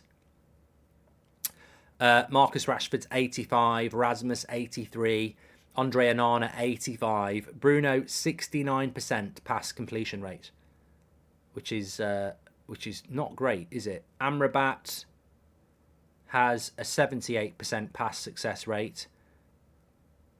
You can't really include defenders. So Bruno's got the worst pass completion rate on United's side at the moment. 69%. In fact, he's got the worst pass completion rate on the pitch, apart from Norwood, who's on 65 for Sheffield United. Yeah, there's something not right with Bruno in that position, isn't there, I think? I think we can all acknowledge that. I'm tired of these Jimmy being moral bid bullshit. Good luck, Glazer United, says Reswan. Thanks for that, pal. The penalty came from Bruno losing the possession. Thank you. Please do subscribe to the channel, by the way. Bottom right-hand corner, you're all welcome. Remember, we've got the player ratings straight after this show as well. Mark every player out of 10, 6 being the average. What do you think is going to happen in the second half, Mark? I think we'll win. I do think we'll win. I'm greedy. We're Manchester United. It's not just about winning these games. I expect to win against Sheffield United. They're bottom of the league. They've played 8 games. They've lost 7 and they've drawn 1. Man United should win this game. That's not what I'm looking for here. I want to win and I want to play well. And at the moment, we're playing badly. I still think we're going to win. But, you know, beating Brentford in stoppage time at Old Trafford and beating Sheffield United 2-1, not playing well, and beating Burnley 1-0 and Burnley being better than us, that's the form of Everton. Like, you can't just keep being Everton. We're Manchester United. That's why we are where we are. That's why we are here in the league. We're mid-table because we're scrapping to a win against Burnley. We're scraping a win at home to Brentford. We're losing at home to Palace. We're 1-1 with Sheffield United at half-time. That's why we are where we are at the moment, because we're not doing the things we should be doing. I think we'll win this game, but I also think we'll come out of it with a lot of questions again. Even if we beat them 5-1 in the second half, we'll still be saying, what happened at half-time to make them do that? And why can't we do it from minute 1? So, look, I do think we'll win the game. Not definitely, but I do. But I think we've got to start saying, is winning enough when you're playing against teams like this? There has to be an identity. There has to be a superiority. There has to be a dominance. And at the moment, we're playing Brentfords and Brighton. Well, not Brighton. We're playing Brentfords and Palace and, Sheffield United and Burnley. And it's like a 50-50 roll, flip the coin whether you get a win or not. I mean, Newcastle smashed Crystal Palace 4-0 today. Crystal Palace beat us 1-0.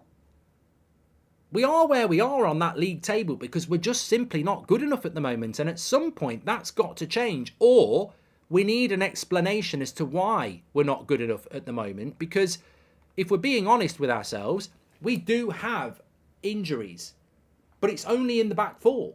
Yes, we'd have a completely different back four. Wan-Bissaka, Varane, Martinez, Shaw. If they're all fit, it's a completely different back four. But does a completely different back four excuse the fact that in the midfield and the attack, everybody's fit? I don't think it does. I really don't. So let's see if we can start the second half a little bit better. Rashford there, he's done all right, but sort of ran into trouble. We should be thrashing these opponents who literally has 1 point after 9 games. Is this a trust the process situation, says Lee? Well, it's interesting, isn't it? Because if I said to you this, when you're not doing well, there's always the we're missing this, we're missing that, we're missing this. So if we're not doing well, all I'm going to say to you is we're missing Casemiro. And a lot of you have said Casemiro's been shit recently. So all we're missing is Casemiro from this game today. Because I'm not having the back four. Like the back four, it's Sheffield United, for fuck's sake. You know, you should be able to change your back four against Sheffield United. And there's nobody to come back. Like, that's our best front three. And apart from Casemiro, it's our best midfield, whether they're on the bench or not. So, yeah, it seems like it's a better start from United here, but that's a wasteful pass by Lindelof. I don't like Lindelof at left back, but I'm not going to be too critical of him because he ain't never a fucking left back, is he? He's never a left back. Most people don't realise how important Luke Shaw is to the team. From the moment he got injured, we've been playing terribly. Prove me wrong, says Plamont. Yeah, but we were playing terribly with him as well. He played against Wolves, mate. I'm a massive fan of Luke Shaw, but let's not pretend we were playing well with him. Oh, Johnny Evans has lost this in a bad place. That's a good ball into McBurney. I'll tell you what, you know what, I'm going to say it as well. If Sheffield United, just over the bar, if Sheffield United were Villa, we'd be 4-1 down. It's the same as the Burnley game. The only reason we're not getting a smack in here is because they don't know how to score goals. It was the same against Burnley. All the way up to the final third, impressive. Final third, don't really know what they're doing. The players are good enough, certainly, to win this game. I don't know what's going on, says Rory. But something is, dare I say it, but they look badly coached. Gap between defence and midfield is too high. Spoke about that, Jagjit. We did. You're right. Or this team is too unfamiliar with each other, says Lee. Yeah. Well, look what Wolves did to us on the opening day. Look what Wolves did to us on the opening day. They absolutely battered us, but they couldn't put the ball in the back of the net. Wolves should have beat us, and we won 1-0. Burnley shouldn't have lost to us, and we won 1-0. And Sheffield United so far have looked more dangerous than us. So maybe third time lucky we're going to win a game again. But we shouldn't have beat Wolves. We shouldn't have beat Wolves. I thought we were lucky against Burnley. And we were definitely lucky against Brentford. So, you know, we're 10th in the league. And we've had some lucky wins. I mean, how scary is that? We're 10th and we've actually had lucky wins. We've not had lucky losers. We've not had lucky losses. You know, there's no points where you can go, oh, we should have won that game. We've actually had a few lucky wins as well.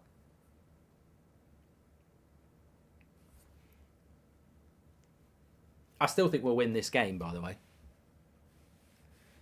Do you think Ten Hag has lost the players, Mark?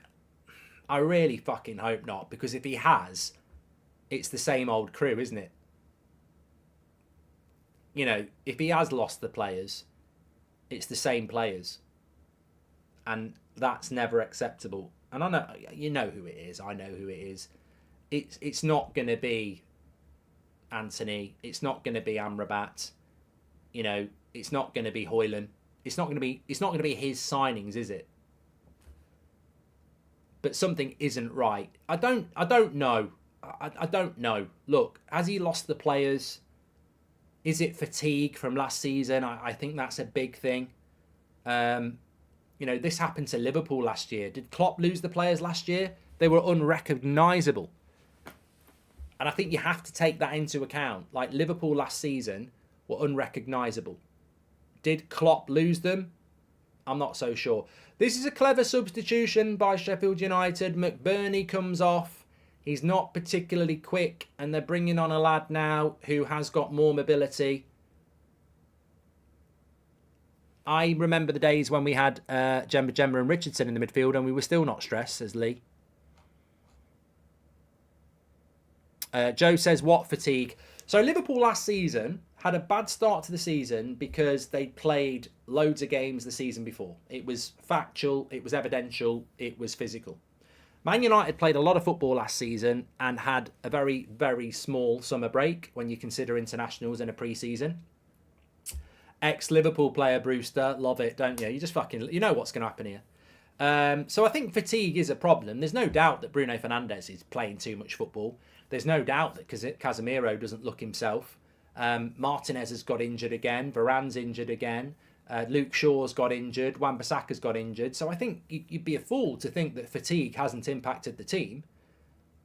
I think there's 3 reasons, and it's up to you what you think. Is it... Oh, that ball's moved around! Fucking hell, get rid of it, Johnny. Tell you what, Onana did all right there because that ball was moving. I think there's 3... Oh, Rashford's through. Keeper's off his line very quickly there. Well done. I think there's 3 big reasons for the... Oh, you've got to win that 50-50 there. Dalot's won it back. Well done. We are the newly upgraded, modified and top-tier edition Vauxhall Corsa. Upgraded, yes, but still a bloody Corsa. These players are quitters, says Mario Franco.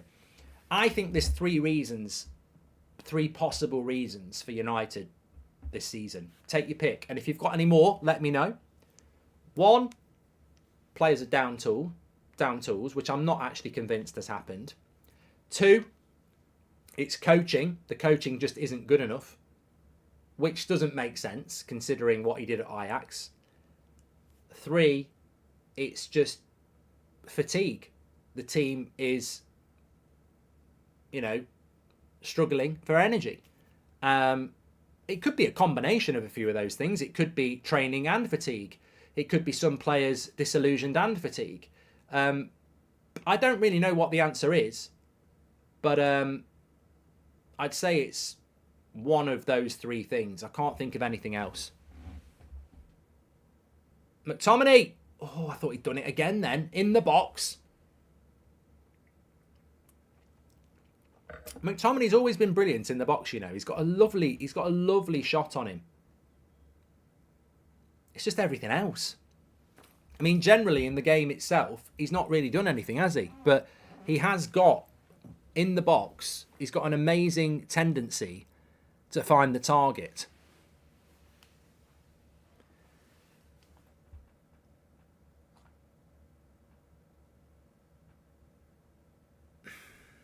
But we've already had 10 minutes in the second half here.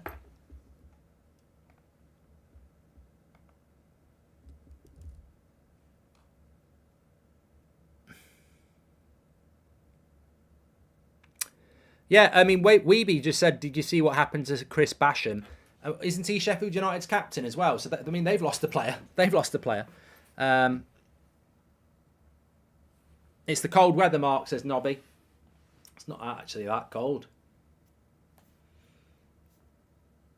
I can see a United scrappy 2-1 here.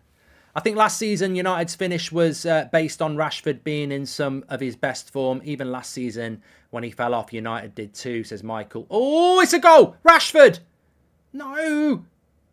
Oh, wow, have we fucked that up? That's got to be a goal. Why? I thought Rashford was going to hit this first time. Mistake at the back. Have I been a bit over the top here? Pass goes to the centre-back. I think Rashford's got to carry that. I don't think that is a good chance for Rasmus. Rasmus has either got to take a touch and pass it back to Rashford, or Rashford's got to carry it, but that was a bit of a chance there. Watch England, South Africa instead, Mark. We suck, says James.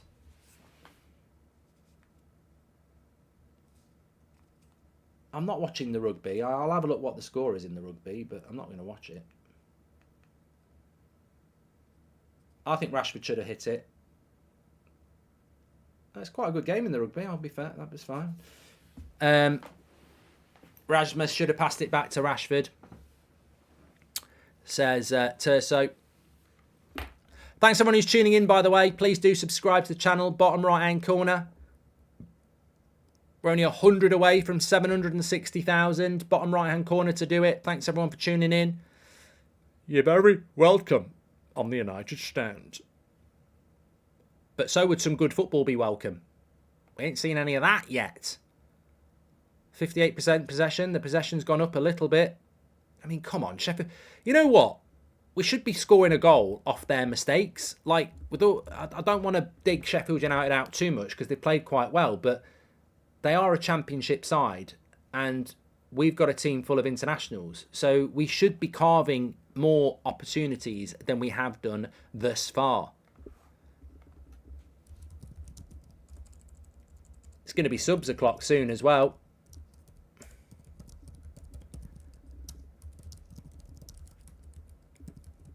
Garnacho has to be.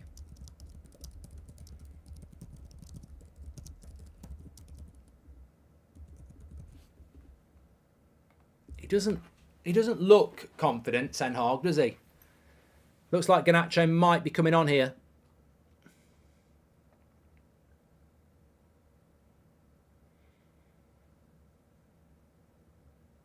I like Rasmus. I do. I just don't think he gets enough service. I like his hold-up play.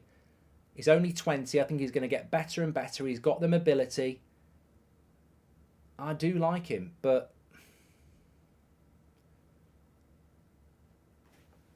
we need more than this. Anthony will be the man to come off, says AK. Well, you've got to put Rashford on the right if that's going to happen.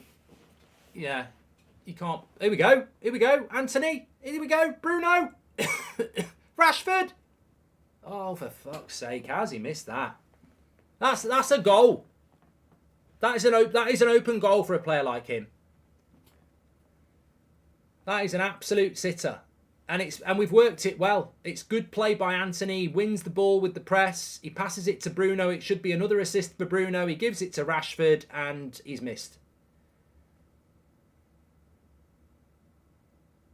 I mean, it's not a rubbish miss, but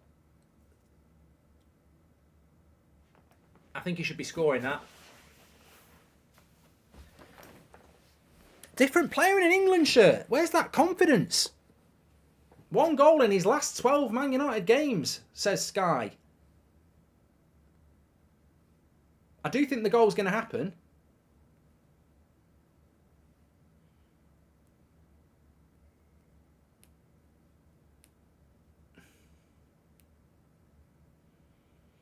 I thought there was a sub ready to come, but I don't think there actually is.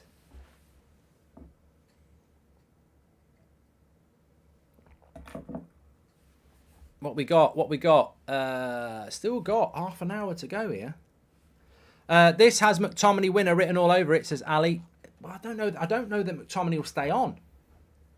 I mean, McTominay's not really been in the game. I know if in and around the box, yes, he's a threat, but we've not been in the box that much. So I don't think McTominay really...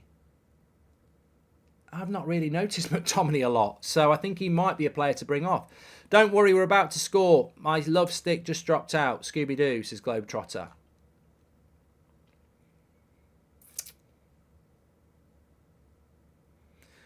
I knew someone would say it. Himanshu says, since you spoke about Rashford and the Ballon d'Or, he's gone shit. Yeah, but I genuinely thought it at the time. I didn't mean to jinx him.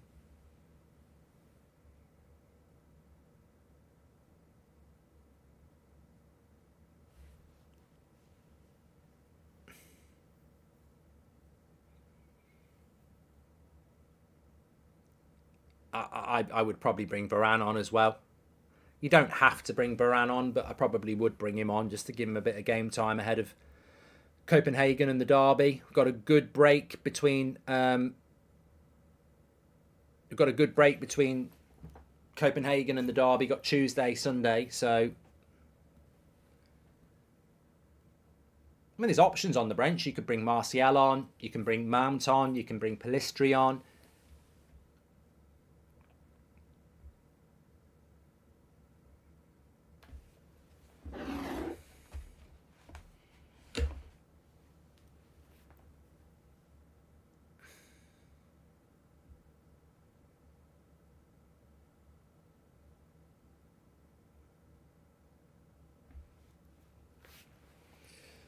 Oh, dear. That's going to stay in. Oh. One positive I would say is I don't really feel like Sheffield United have been in the game as much as they were in the first half. Now, they'll probably go and fucking score, but, you know, I think in the first half they had a lot of the ball. And to be fair to us in the second half, I don't know what the stats look like, but we have been the better side. That's going to be a yellow card.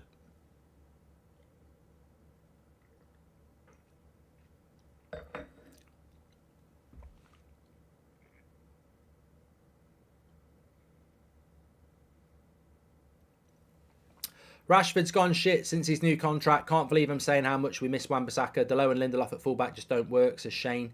Long ball FC, just hitting long balls for fatigue for who? Bruno and Rashford, only in his game form last season, that had played more than 30 games last season, says Udit. Mark, thoughts on Amrabat's performance so far, says R. George. Well, you know what? I find Amrabat's performance quite refreshing because I think it's very similar to Casemiro, and I think the problem is the role. I don't think it's the individual. I think it's the role. I think it's a tough role to play. Oh, Bruno with the cross. Offside anyway.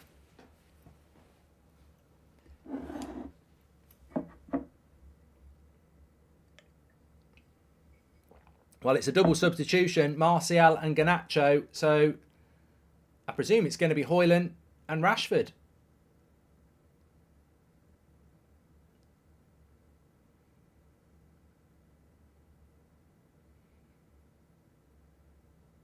That's 3 subs here.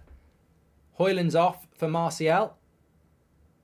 McTominay for Eriksen. I think that was always going to happen. I told you. And Garnacho will either be for Anthony or Rashford.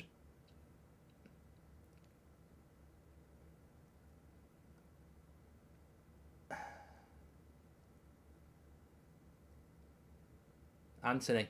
Should be Rashford, really. I'm telling you, Mark, this is just going to keep happening under Sir Jim Radcliffe. He's absolutely clueless. He'll probably buy McGinn to replace Casemiro in January, says Jack. Anthony might be injured, to be fair. How can we have no style of play? So poor, says Connor. He won't take Rashford off. I don't know why Højlund's come off, to be fair, with 63 minutes. Did you really think Højlund's performance was that bad? Or do you think it might be the laptop says he can only play for an hour? He did have a bit of a back problem, so maybe that's what it's to do with. But look, credit to Ten Hag. 3 substitutions. Very, you know, it's going to change the game. Martial, different type of striker. Eriksen, you know, drops next to Amrabat. Bruno goes more further forwards. It's not just like for like. It literally is a tactical change as well. And Rashford's gone to right wing. So it's, to be fair, it's almost like changing half of the team here. Bruno goes from box to 10. Eriksen comes in to give more position in the box to box. Rashford's gone right wing. Garnacho's gone left wing. And Martial goes up front. So we've changed our front 3, and we've changed 5 positions, really. We've changed 5 positions with 3 subs. You've got a different right winger, a different left winger, a different striker, a different number 10, and a different number 8. So it should be transformative. 3 subs, 5 positional changes. Hi, Mark. I know you say that we will have a different team next week against City, but if you look at the team today, nearly 7 of these players will start next week, and it worries me, says Aaron. Maybe not McGinn, but if Douglas Luiz would be a revelation in our midfield, says Lake. He's trying to play Rashford into form. That's what he's trying to do. And he has to. And I know it frustrates people, but he has to do it because he's the star player. Whether people like it or not, he is the star player. You know, he's on massive money. He's on a massive contract. Why keep on obsessing for Rashford to score? He's literally supposed to create and have a good performance in general, says Mohammed.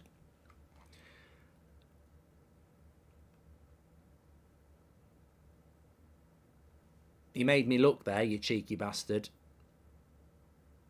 Steve says the scoreboard says 0-0. I did have a look.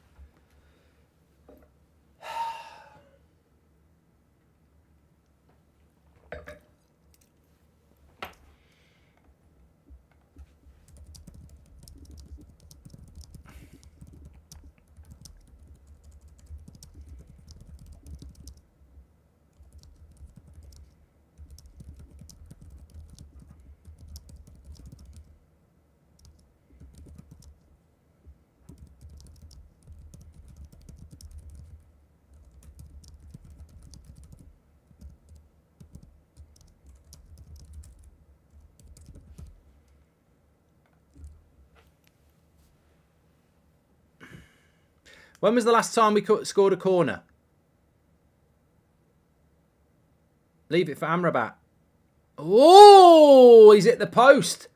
Still in, still in. Bruno. Oh, better, better. Poor old Amrabat, he's hit that well. What is it about our holding midfielders? What is it about our holding midfielders, eh? I'd like to see this from Amrabat again. Comes to him on the edge. Johnny Evans leaves it for Amrabat. Well, lays it off. That's a good shot by Amrabat, that. That's a really good shot.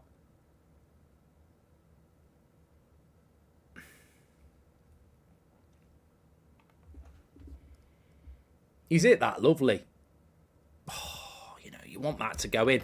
Yeah, I accept its moments. Of course it is, but doesn't mean... Yeah, I mean, we're almost in the Brentford category again, aren't we? Where people will be going, get rid of the manager.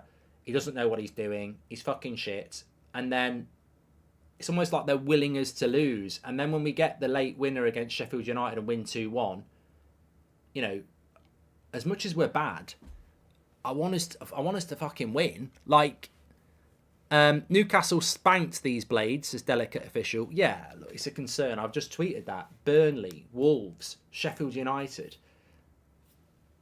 I know we won 2 of those games and we might win this game, but it's not convincing, is it? I mean, I genuinely worry about us at the moment. Anywhere. Lovely play by Garnacho. He just makes things happen. Makes things happen.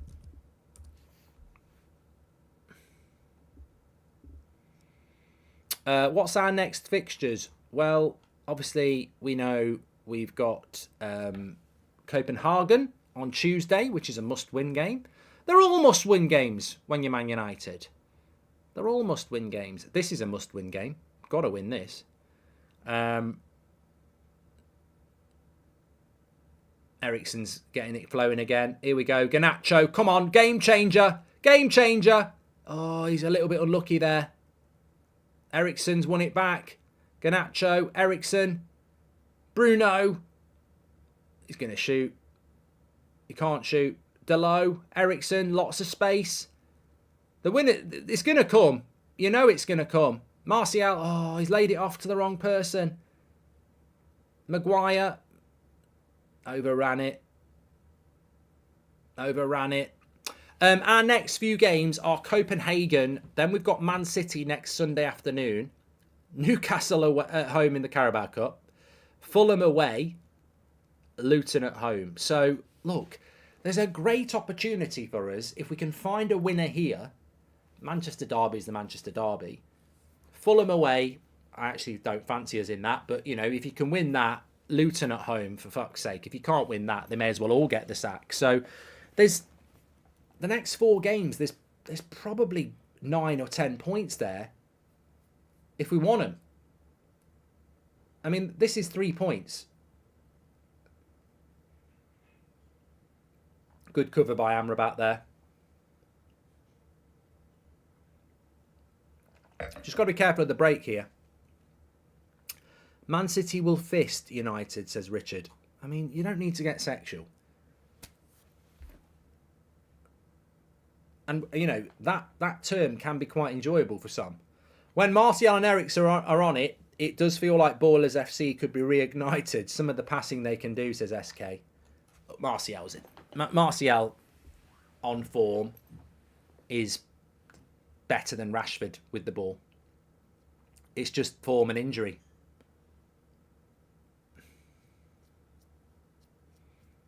Also, have you ever noticed with Martial, he never gets the free kicks he deserves? Throughout his whole career, I've always noticed that Martial never gets the soft free kicks. He never does.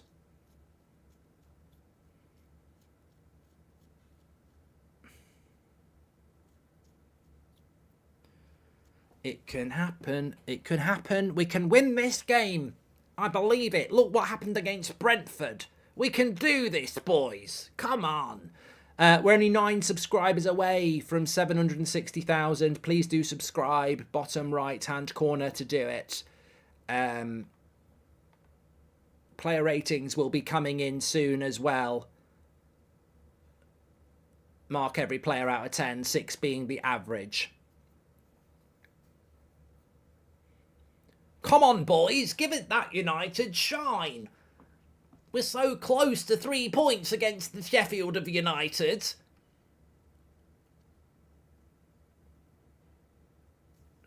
Put some elbow grease into it, for fuck's sake.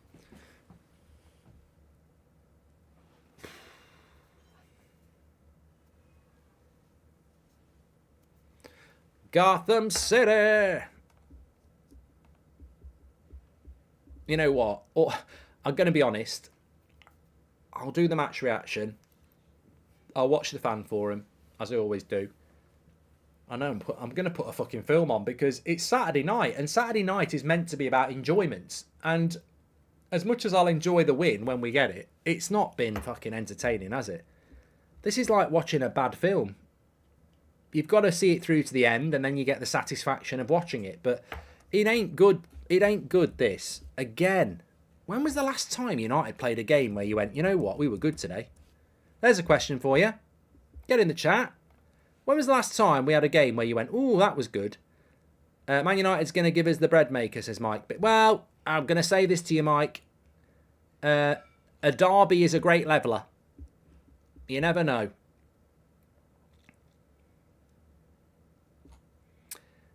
I think Barcelona away. I'm with DLJ. Barcelona was away. Was probably the last game I watched us and went, oh, I'm really proud. Amrabat's been better second half.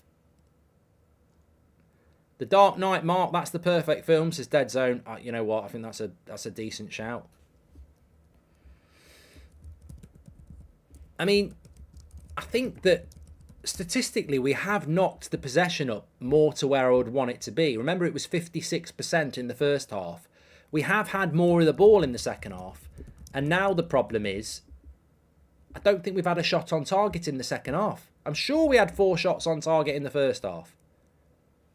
Correct me if I'm wrong. I don't think we've had a shot on target in the second half. Well, Rashford should have done, but he didn't. So the problem now is possession without being able to break a low block. I mean, everything is just very predictable, isn't it? First half, didn't have enough of the ball. Second half, lots of the ball. Can't break down the low block.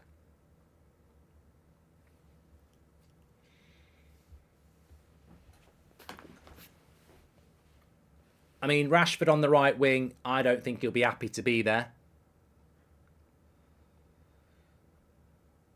You know, correct me if I'm wrong. I don't think he will.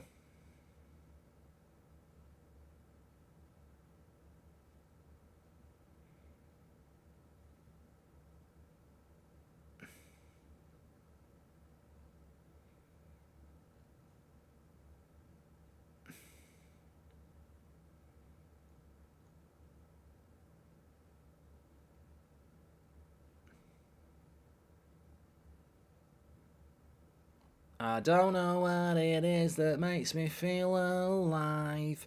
I don't know how to make the things that slip inside. I'm only wanna see the light that shines behind your eyes. Oh, God. Can Sheffield United just give us a 2-1 win? We know we're going to score somehow. Let's save ourselves 20 minutes and go to the match reaction. Rory says, Newcastle League Cup final, it's been crap since. I don't think we played well in that League Cup final, mate. I thought Newcastle were the better team. It's like watching Waterworld, cost a fortune, but terrible. Jonathan, that's my fucking line. Jonathan, I've got to give it to you. The man who's had numerous viral one-liners. I don't often do this. You know, if you've ever watched Paul Hollywood on the British Bake Off where he gives a handshake, Jonathan, I'm chucking my hand out. I'm chucking it out and I'm saying, oh, Dalot! What a goal! It's pure moments. It's pure moments again. You can't deny the moments, but you can't deny that that's probably going to win Premier League Goal of the Month again. It happened against Burnley. We were fucking shit. and Bruno scored a worldie. It's happened against Sheffield United. We're fucking shit and Dalot has scored a worldie. You can't deny what we are. We're not very good, but a worldie has pulled it out. And I told you it would happen. All the doom merchants, all the moaners. It's a world-class goal to get us out of trouble. That is absolutely brilliant by Dalot. Absolutely brilliant. Keeper even gets a hand on it. Worldy. Absolute worldy. It's brilliant. Maybe the keeper should do a little bit better, say the chat. He's got 2 hands on it. I don't know. It's a great goal to win any game. And the technique is fantastic. That'll do. 3 points. Let's go. Let's all go home. Absolutely brilliant. Absolutely brilliant. And just in time, player ratings have come in. So is that gonna change your mind about what you think about the game?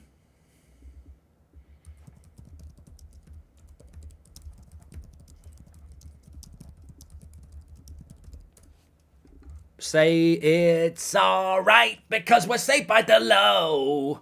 If you remember Saved by the Bell, it's alright because we're saved by Dalot. Rubbish. But it works. Saved by the Bell. Saved by Dalot. It'll do. It'll do. 3 points.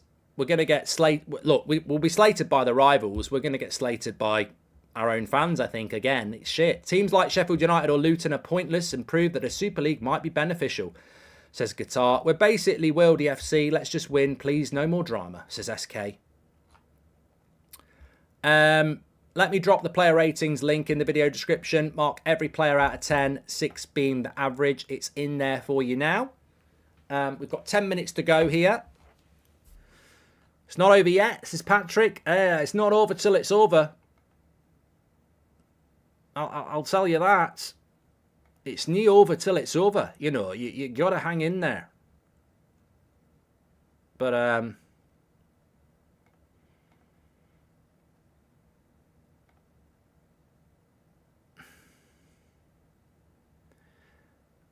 United...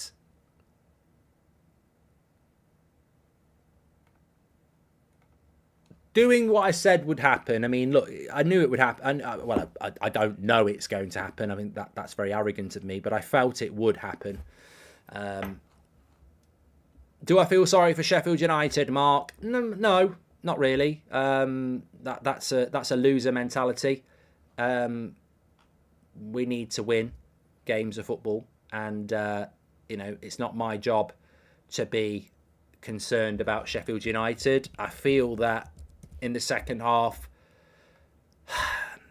look, whether you like it or not, you can only play what's in front of you. And I think that we have been the better team in the second half without really creating loads and loads of goal scoring chances.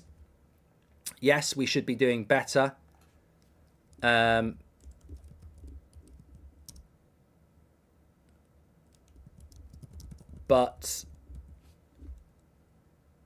you know, a win is a win. I don't really understand why people get so negative about winning. I said this after the Brighton-Brentford game, and I'm sure it's evident again. There are certain content creators out there and certain people on social media out there and maybe certain ex-players out there who I think want us to lose. And I can call us out for playing bad. And I don't think we've played well here at all. And I'm not here to deny that. But I don't want us to lose. I don't care if we play shit all season and win every game. I want us to win. I think this is papering the cracks. I do, but I do actually think that the substitutions worked in a sense that we've had a lot more possession since it happened.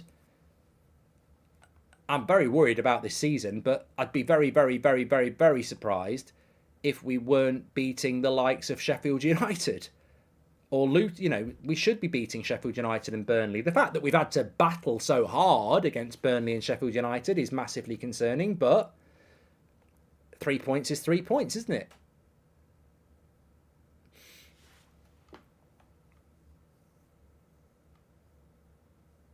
I've got that Saved by the Bell song now in my head.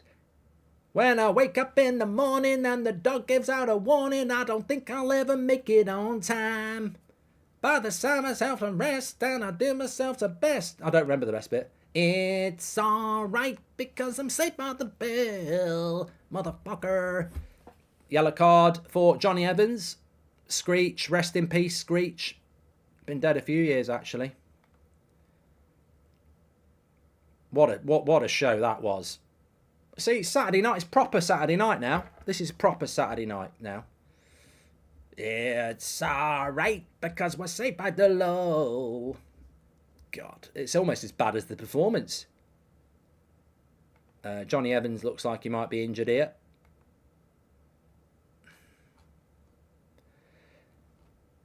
I think the defence was a little bit shaky in the first half, but second half it's been better. I mean, it's bloody Sheffield United. Looks like Varane's going to come on here.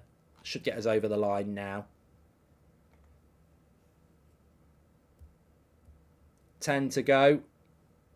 If I was United, keep hold of the ball. Keep hold of the ball.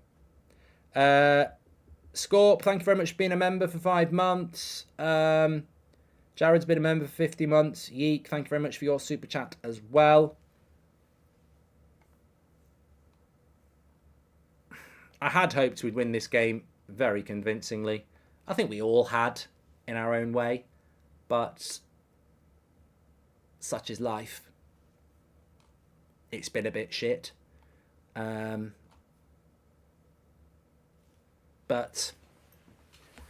a win is a win. I'll tell you what, one thing you can say that's positive, winning, playing badly is never a bad thing. You're doing your job. I still hope you bottle. This must be our season. Come on, you Gunners. City, no more, says IFK. And Garnacho brought the ball to Lindelof, and boom, says Mario Franco. Garnacho makes things happen. He should be starting games. You know, Garnacho should be starting. He makes things happen. I've said it so long.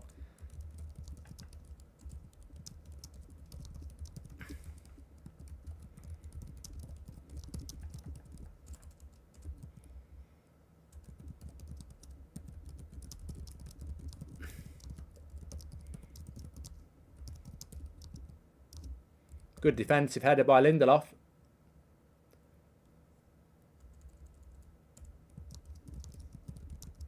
Another corner here for Sheffield United.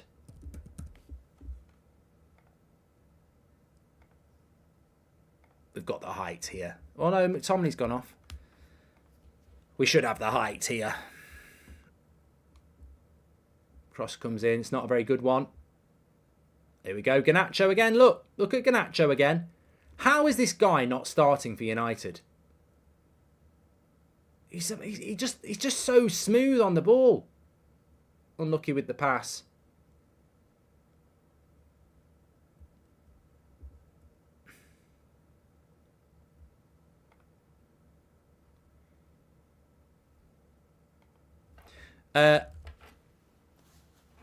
You know what? Controversial take. I don't think McTominay played that well today. I know he scored a goal, but I thought it was the right substitution. Great show, Mark. Keep up the great work, says Wayne Johnson.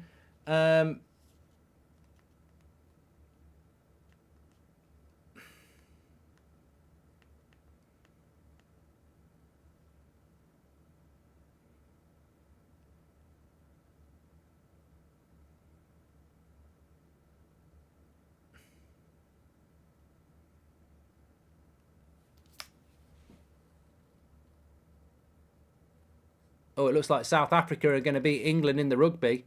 I see you're on the line tonight, Mark, says Josh. I was, not now. I shouldn't have turned the rugby on.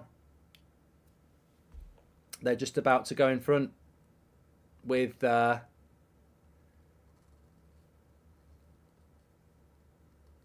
2 minutes to go, and they're 1 point in front, South Africa. I'll turn that off again because I'm a bad jinx there. Back to the football. Back to what matters. Mason Mount's going to come on here. Oh, I forgot about Mason Mount. Bloody hell. 3 substitutions. He didn't even bring him on. Sam says less of the singing. I forgot about Mason Mount. Is that a bit of worrying for Mason Mount?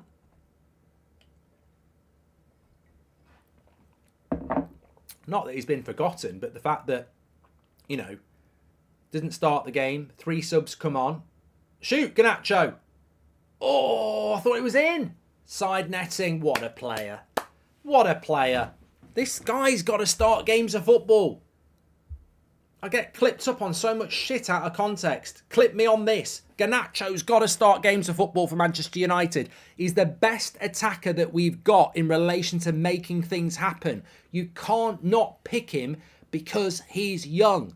He makes things happen. Rooney was playing at 18, 17. Ronaldo was playing at 18, 19. Garnacho needs to start games. He makes things happen. None of this fucking late cameo stuff. We're not playing well as a team. Put Garnacho in it from the start. Let him have his go. He needs a run of games. Rashford's come off a mount here. I don't know what the future is for Mason Mount.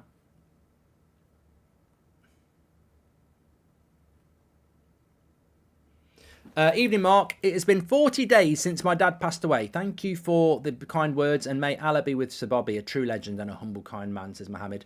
I hope you're doing well, Mohammed, you and your family, and thank you very much for your chat tonight.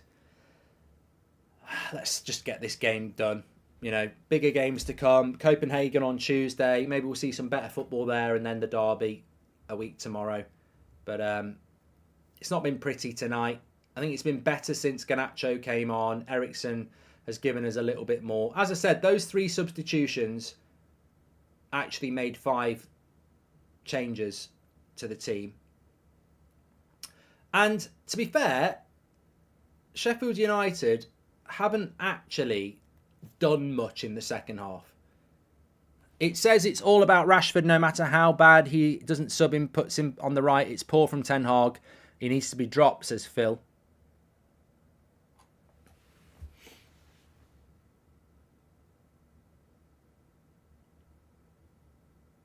Go on, Martial. Go on. Could be 3. He's done well. Oh, he got the ball. I think Sheffield United ran out of steam about 40 minutes into this game. They were tired in the last 5 minutes of the half, and I don't think they've ever really recovered second half.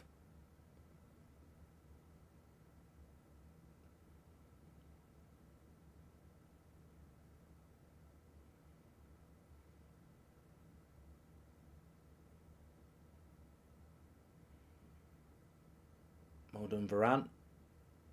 They're still in our box, though. Get them out. Oh, did we just win a game? All right, 20th, please, team. That's what I thought, says Musk. It says it all about Rashford. No matter how bad he is, he doesn't sub him. Says, oh, I've done that one, haven't I? How long is going to get added on? Because we're into the 89th minute here. But I'll still stand by what I said. Sheffield United, Burnley, Wolves. I think if they were any good in the final third, they'd have beat us all 3. And yet we're going to beat all of them by 1 goal.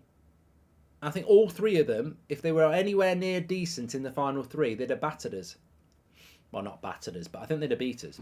We've actually defended well with a makeshift back 4. The subs took control of the game, says United 85. We've still won it with a worldie, though. You know, we can't. You know, I'm very happy, but I also cannot dismiss the negative people, because Dalot's just scored a goal out of nothing. He has. That goal's... He could try that 10 times and miss it 9. Like, that goal is out of nothing. Here we go. We've got to be Garnacho. Got to be Garnacho. Here we go. 3-1. Oh, terrible miss, mate. It's not his fault. I think it bobbled. It bobbled. It bobbled. Raz says, Anana's looked better in this game, and I hoped we could improve our goal difference with this game, says Varun. Our goal difference is actually crap, isn't it? You're right. Let me have a look at this. Let's move on from the Garnacho miss. It did definitely bobble. Our goal difference is still -2. Yeah, -2. But we're only 6 points off top. How the fuck? How is that? How are we only 6 points off the top? But it's true. Title race incoming. 5 minutes added on.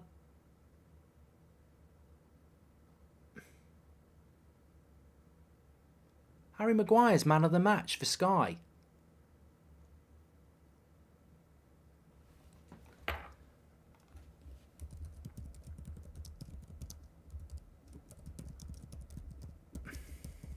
I'm just going to tweet this.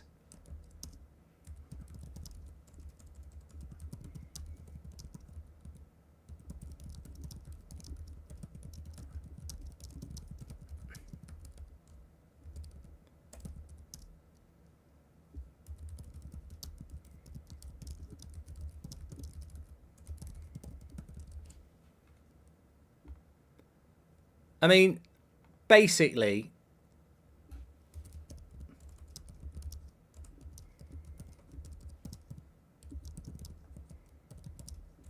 how the fuck can it not be Dalot?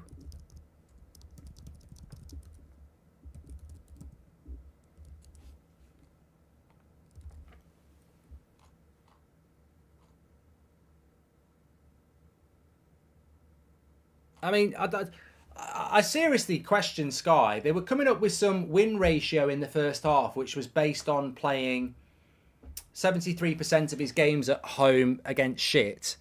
And now they're giving him man of the match tonight when Johnny Evans played better than him. I mean, this is dangerous. Like, this is what I talk about all the time. Like, you can be manipulated by the mainstream. Like, it is incredible. Absolutely incredible. And people will believe that shit. Unpopular opinion, Rashi was our best player. Created so much and dropped deep to help in the build-up, says one. And then you say Martial's useless, so you've ruined it.